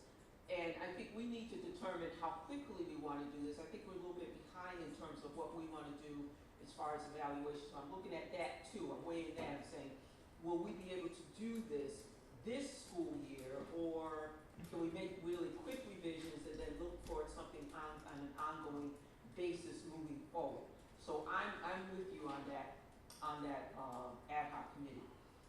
Things I'm looking at is, I think that we Cade someone, when they look at this, I'd like to see what the difference is there a difference between a superintendent that is in charge of an urban district versus a superintendent that is in charge of a non-urban district? Our kids have issues that are somewhat different than kids in other districts. There's things that we have to take care of first in order to make sure that there's learning. Okay, and I'm not saying that our kids cannot learn, because they absolutely can learn, they absolutely can be successful. But there are things that we go through in our urban district. So I'm just looking to see if that might initiate a different type of evaluation for the superintendent here in our district. I like the 360 feedback. I've been through that, and if you're a good manager, you're okay, but if you're a bad manager, it's very painful. So I'm okay with that, and so I think we need to determine how quickly we want to do this, how radical we want to do this. Some people think of radicalness is getting feedback from the public. I think we should. Is it going to be via a but I think we need to determine how radical we want it to be, or do we just want to amend what we are using now and then look forward to something that's a little bit more radical, maybe with the help of CADE in the future. Again, I feel CADE should be looking at this like they should be on this like an ongoing process. So anyway, and I have received feedback from the public in regards to what they feel the evaluation should contain. So again, I want to push for this subcommittee. I think there's a need for that. And I'm going to just say this: I had hoped that we would have had a meeting just to focus on this. I think 10, 15, 20 minutes, I know I'm taking up most of that time, but looking at this, as important as this is, I think it requires a little bit more time than what we're devoting to it tonight. Okay? Thank you. Commissioner Bernard, Stengel. Well, we both have similar names and similar letters in our name. We kind of resemble each other. Yeah. And then Commissioner Sweet, yeah, and then Commissioner. Thank you, Madam President.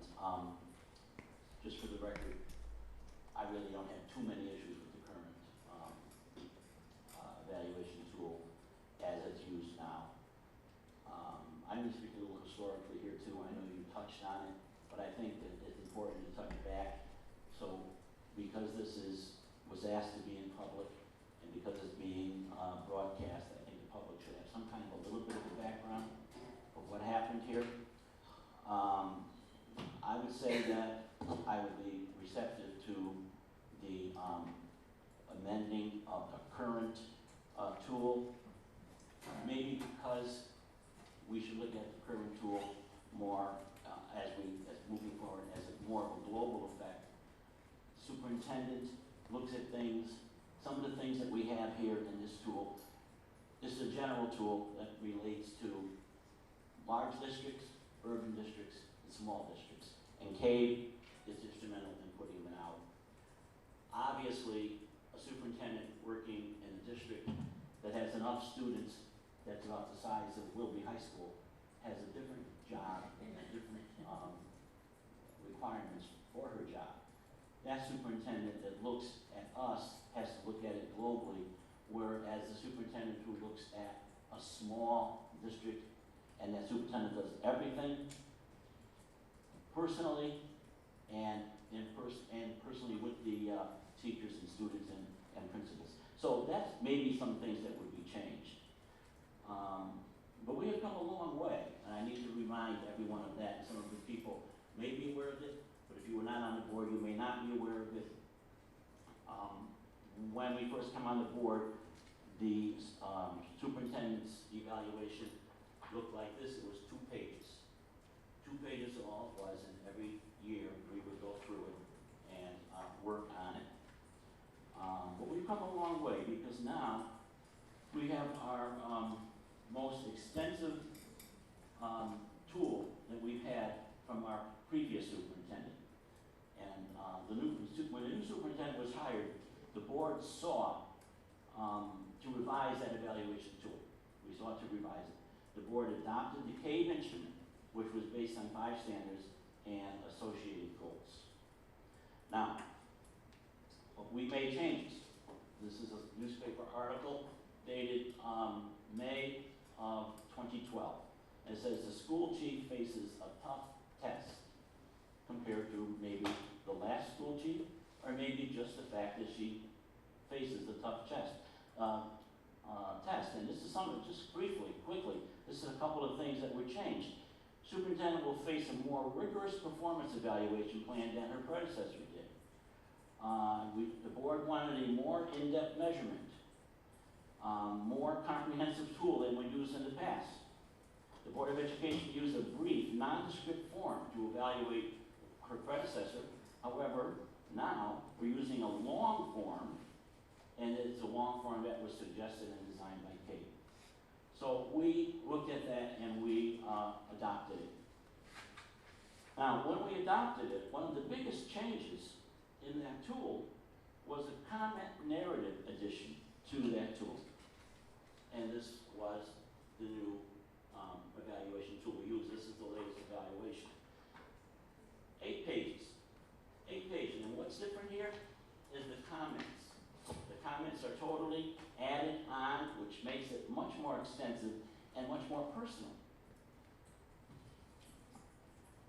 The narrative portion evaluation takes place and makes her have suggestions that we as a board can put forward for improvements or to further note excellent work. Now, ratings of met and unmet and exceeds are mechanical. They're arrived at by a consensus, by a formula. However, the narrative delivered on this evaluation form is much more personal. It's not something that we all worked on together. It's something that I may have said, something that Commissioner Pagano may have said, Commissioner Sweeney may have said. So they are delivered to the superintendent in this form, and she can take from it what she chooses, and I think it was beneficial in helping the superintendent set and achieve her goals. The comments are in place to make suggestions going forward. Now, I'm just going to read a couple of the comments, because I think some of the concepts that we heard before. Those comments were made in executive session. Point of order. Comments are on there. Point, That's public. point of No, it order. isn't. No, the comments are. They're not public. We're discussing the tool. These are public. Point of order. Okay, I will check into that, but I believe that they are public. When it's released to the press, comments are there. However, But we'll check on it. okay, all right. Now, I agree with Commissioner Tom Van Stone to a sense that maybe we should look at it, maybe we should have a committee to look at it. Like I said already, I'm pretty satisfied with what we have here. Because we have those narratives that we have. And I don't want anyone to think that we are alone in giving a superintendent an excellent evaluation report. I have 2 news articles more from a school system to our north and a school system to our south. And headline is School Chief Rated Super. Okay, board gives top marks and a raise, reporting on that evaluation. One to our north, superintendent lauded for improvements in the district. So we are not alone in this. We give a report that is talked about and is worked on in executive session, and we come out with the finished evaluation. So, Commissioner Tom Van Stone, we can look forward on it. Again, we know that it has to be in conjunction. Superintendent has to okay it. We have to negotiate with her for any change in the evaluation process. And it sounds like a very, very in-depth white paper report, and I think you maybe have to be a member of Mensa to do it, and certainly I am not, but certainly I would be open to that, I guess, if we want to have a discussion. So that's my feeling on it anyway, and I think it's going forward. Thank you. Thank you. Commissioner Sweeney. First of all, it's the state of Connecticut that designates that the Board of Education will evaluate the superintendent. It doesn't include the Board of Aldermen. So I'm not in favor of an ad hoc committee. It is our responsibility to negotiate with our superintendent for the tool that will be used for his or her evaluation. That's our job. It's designated by the state, and again, in this superintendent's contract and past superintendent's contract, both those contracts designated that the tool that would be used for the evaluation would be a negotiation between the board and the superintendent. So I think that the work to do is our work to do. We don't need an ad hoc committee to do it. We need to pull up our pants and do it ourselves. CABE, I believe, in conjunction with CAPS, has been working on a revised evaluation. We have a superintendent evaluation in New Haven. that is modeled after the teacher and administrator evaluation that's used across the state. That is one tool. I agree with Commissioner Pagano that in particular in the larger cities, for whatever included, that a superintendent's role is much more of a COO manager type role. And that to evaluate someone in that vein, you need to bring that level up. And it's much more of what type of oversight the superintendent provides in any given area, and whether or not that oversight is proven to be effective. And you gauge that by how well your district is doing. And that, unfortunately, those results always fall at the superintendent's desk. So, I've seen New Haven evaluation. I think that still has its flaws. I look forward to seeing what Caps and Caves proposes. As the tool as it stands now, again, I agree with Commissioner Pagano. I think we could look at some of those sections, all of those sections, and tweak that language so that it speaks much more to managerial skills. Because at this point, some of it is more of, is the superintendent in there and actually doing that function physically each and every day. And that's not the case in the larger cities. We hire the superintendent to make sure that he or she provides direction and instruction to staff to make sure that the things that need to be carried out in the district are done each and every day, and that there are positive results to that work being done. And I think that, for me, is the direction that I would go. I would take what we have, look at that, and tweak that to be much more of a evaluation of a COO manager. Thank you. Thank you.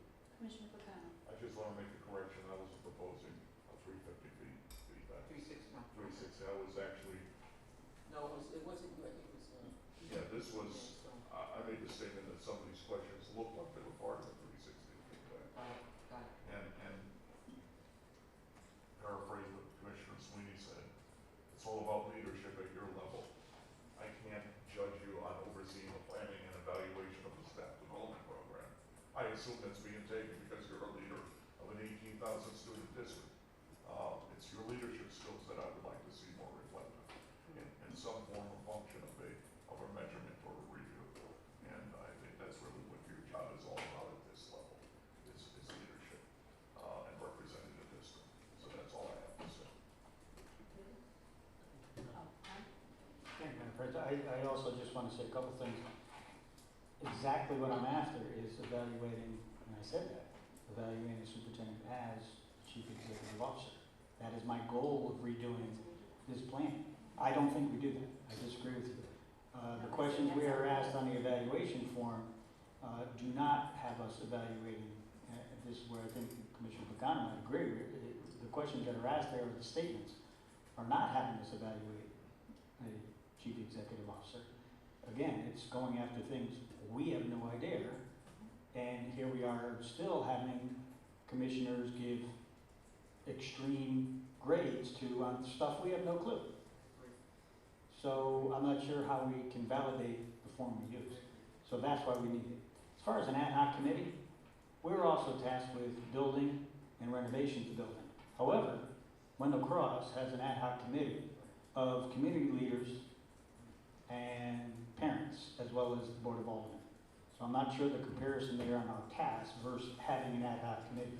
I don't know what getting other opinions will hurt us. Whether we go forward with it is another thing. But to say we're the ones tasked with the evaluation, we're also the ones tasked with doing their buildings. So I'm not sure that's a good equation. So, but in essence, we're in many ways saying the same thing. I'm looking for an evaluation form that rates a chief executive officer in the things that we are able to rate. Many of these categories, we have no business rating. Meanwhile, we're sitting there giving the utmost rating, which, based on what? That's why it needs to be looked at. Thank you. Yeah, I'll just add. When I've participated in these superintendent evaluations since I've been here, and it's been, I think, the last 4. And I think this last one, nothing has much changed from the previous year, other than it seems to have caused some confusion with some of our commissioners in terms of how do we know that the superintendent is actually doing this and grading the exceeded expectations, met expectations, unmet. I do agree that I think we have to review this evaluation tool. I definitely think it needs some fixing. Clearly, there's several commissioners who voiced their concerns, and we want to respect that. And I think, I'm not sure, are we the ones that is going to create this new tool, or are we going to look at existing tools and sort of revise what we're currently using?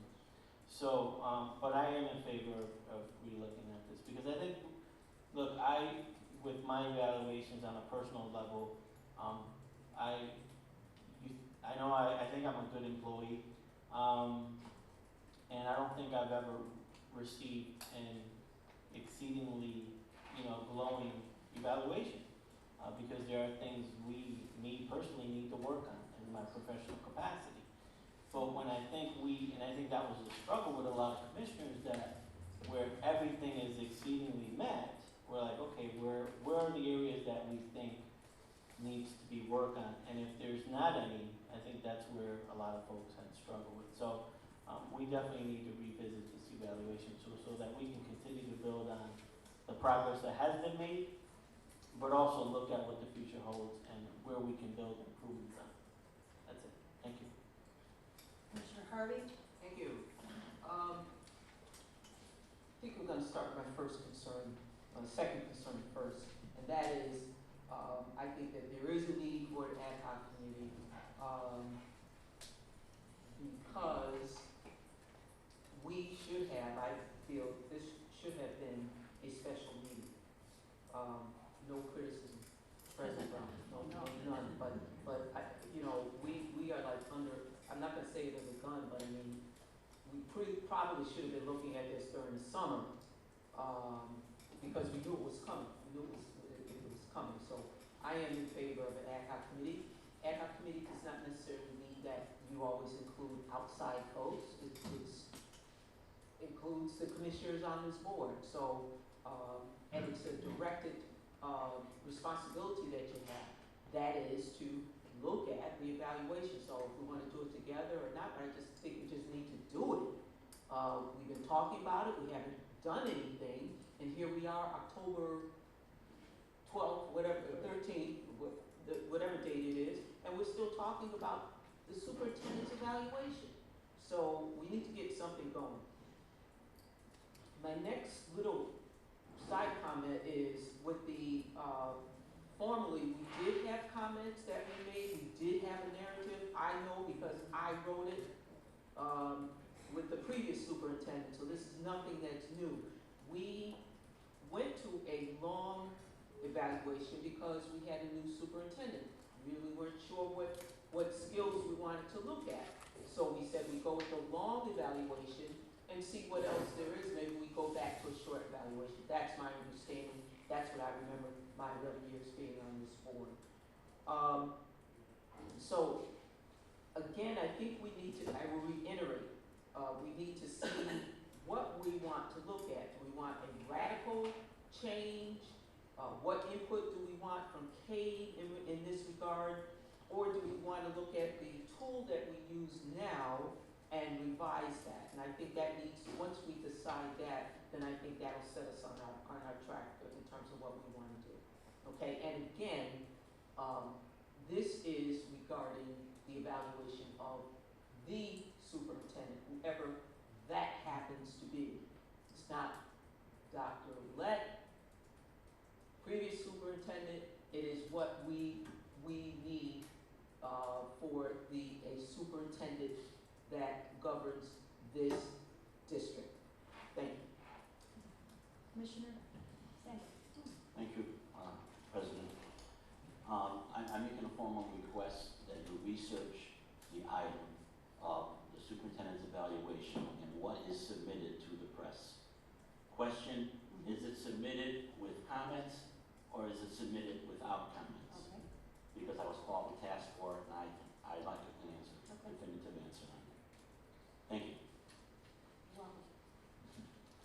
I've listened very carefully. I've done a lot of thinking about this. Talked to Kay extensively. The rubric we are using is quite updated. I did look at I have it in front of me, you don't have it, but I did get something from Kay yesterday that shows the draft update, and quite frankly, it does resonate with some of the things you're saying. It does stress leadership.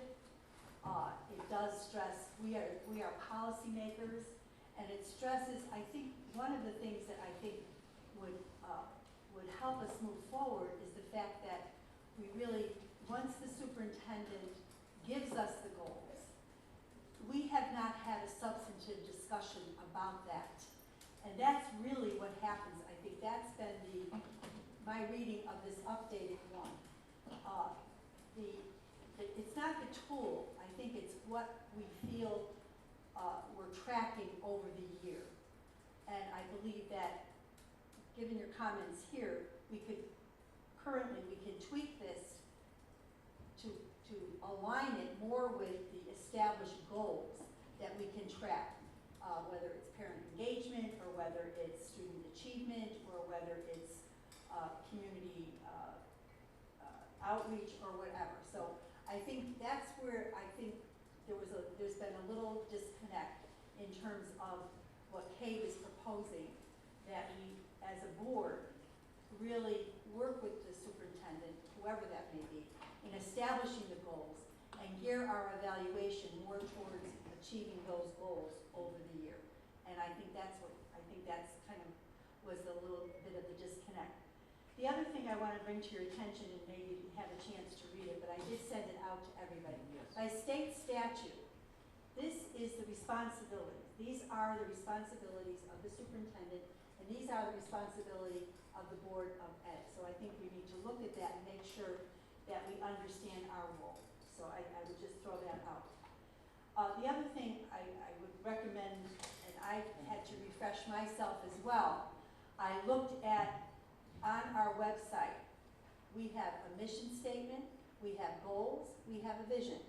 And I think these, again, need to be translated into the document. So I think our job right now is to pull together these long-term goals with the superintendent, understand and make sure that we deepen our understanding of what our goals and vision are.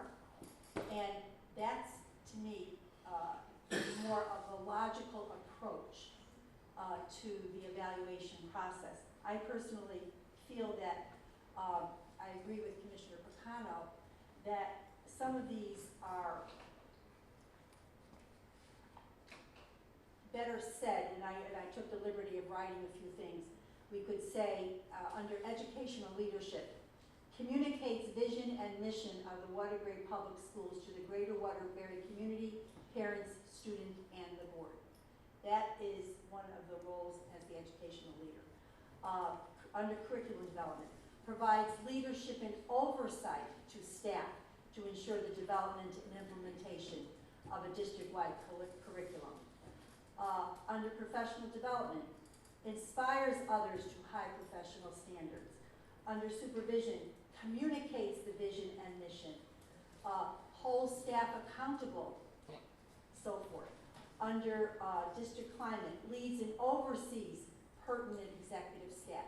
It's more the leadership of the CEO and their supervisory role of their staff. Are their staff doing their job? And then, other things were talked about, community parent relations, use of communication. So I guess this has been a really, I think we're all kind of landing on the same thing, that maybe we need to move forward with this evaluation tool this year, do some really hard thinking at a committee level to see if the goals of the district are being aligned to the evaluation tool. And I think that's where I think we'll find the need here in terms of, I think, what we'd like to accomplish as a board. So I think with that, that's where I'm landing. next step is to meet with the superintendent as she presents her goals for the year and discuss them, and then look at the evaluation, the current evaluation tool, and tweak that to align what we know is the major focus of her role as the educational leader and our role as the policy makers. So, and I think that's where we will align the different things, and then move forward with maybe looking at how that, how the research that you've been doing and other people have been doing down the road, we might want to look at. I don't think we can, it's fair to push something new right this minute. So that's where I'm at. Let's do it as an evolution rather than Yes. a revolution. And when But do if I we, may, go ahead, go Yeah, ahead. go ahead. thank you. But unfortunately, I take that as kicking the can down the road. There's no reason, and I stated, if you remember in my preface, that it's too late now to make recommendations I was talking to this year, because you need an entry criteria in order to do what I'm saying we need to do. So to just say we'll wait again on the goals for the next year, No, the goal is this year, If I- 2017. that's fine. All right, this year, 27 to me is next year. That's doing the same thing we've done every other year. We wait for the goals, then we look at the evaluation form. But what happens in between there? Why can't we start discussing potential? I said we would. Oh, I heard you were gonna say we would wait on the superintendent to give us the goals and then evaluate. For this year, but in the meantime, we'll have a parallel track. I didn't hear that piece if Okay, you said sorry. that. Yeah, I parallel track. heard we would wait for the superintendent to give us their goals and then start looking at it. That's what I heard. So I just don't wanna lose that time frame in between, because we do that all the time. And then it would be September of 2017 that I'll be asking the same questions, just like every other topic I bring up. So I don't wanna lose that time. I don't wanna kick any more cans. My feet hurt. Okay, so I thank guess you. I agree with you, and we will do it, but I don't see it as complicated as, I don't think it has to be that complicated. I think it can happen, people come prepared to a meeting, and we do it. I don't think it's a big complicated thing. Okay, Madam President, yes. just not to belabor, but, you know, I just want to say this, there is an urgency here, to do this, and I kind of have to decide with Commissioner Tom and Stone. We need to do something, because our, I'm not gonna say public, but the community, is really asking us to do something. And so I just hope that we take, you know, I'm not sure when we're gonna be setting these dates. We really need to set them like now, to get, you know, with whatever process we're gonna follow. But I am in agreement that we need to look at whatever tool we're using or whatever process we're using and look at that now and do it parallel, as you're saying. Yes, And I think we need to do that like yesterday, because, you know, our kids, you know, they're moving on, they're in their grades, they're gonna move on to the next grade and the next grade. And we need to have some type of process, I think revised process in place, I'm just saying. Thank you.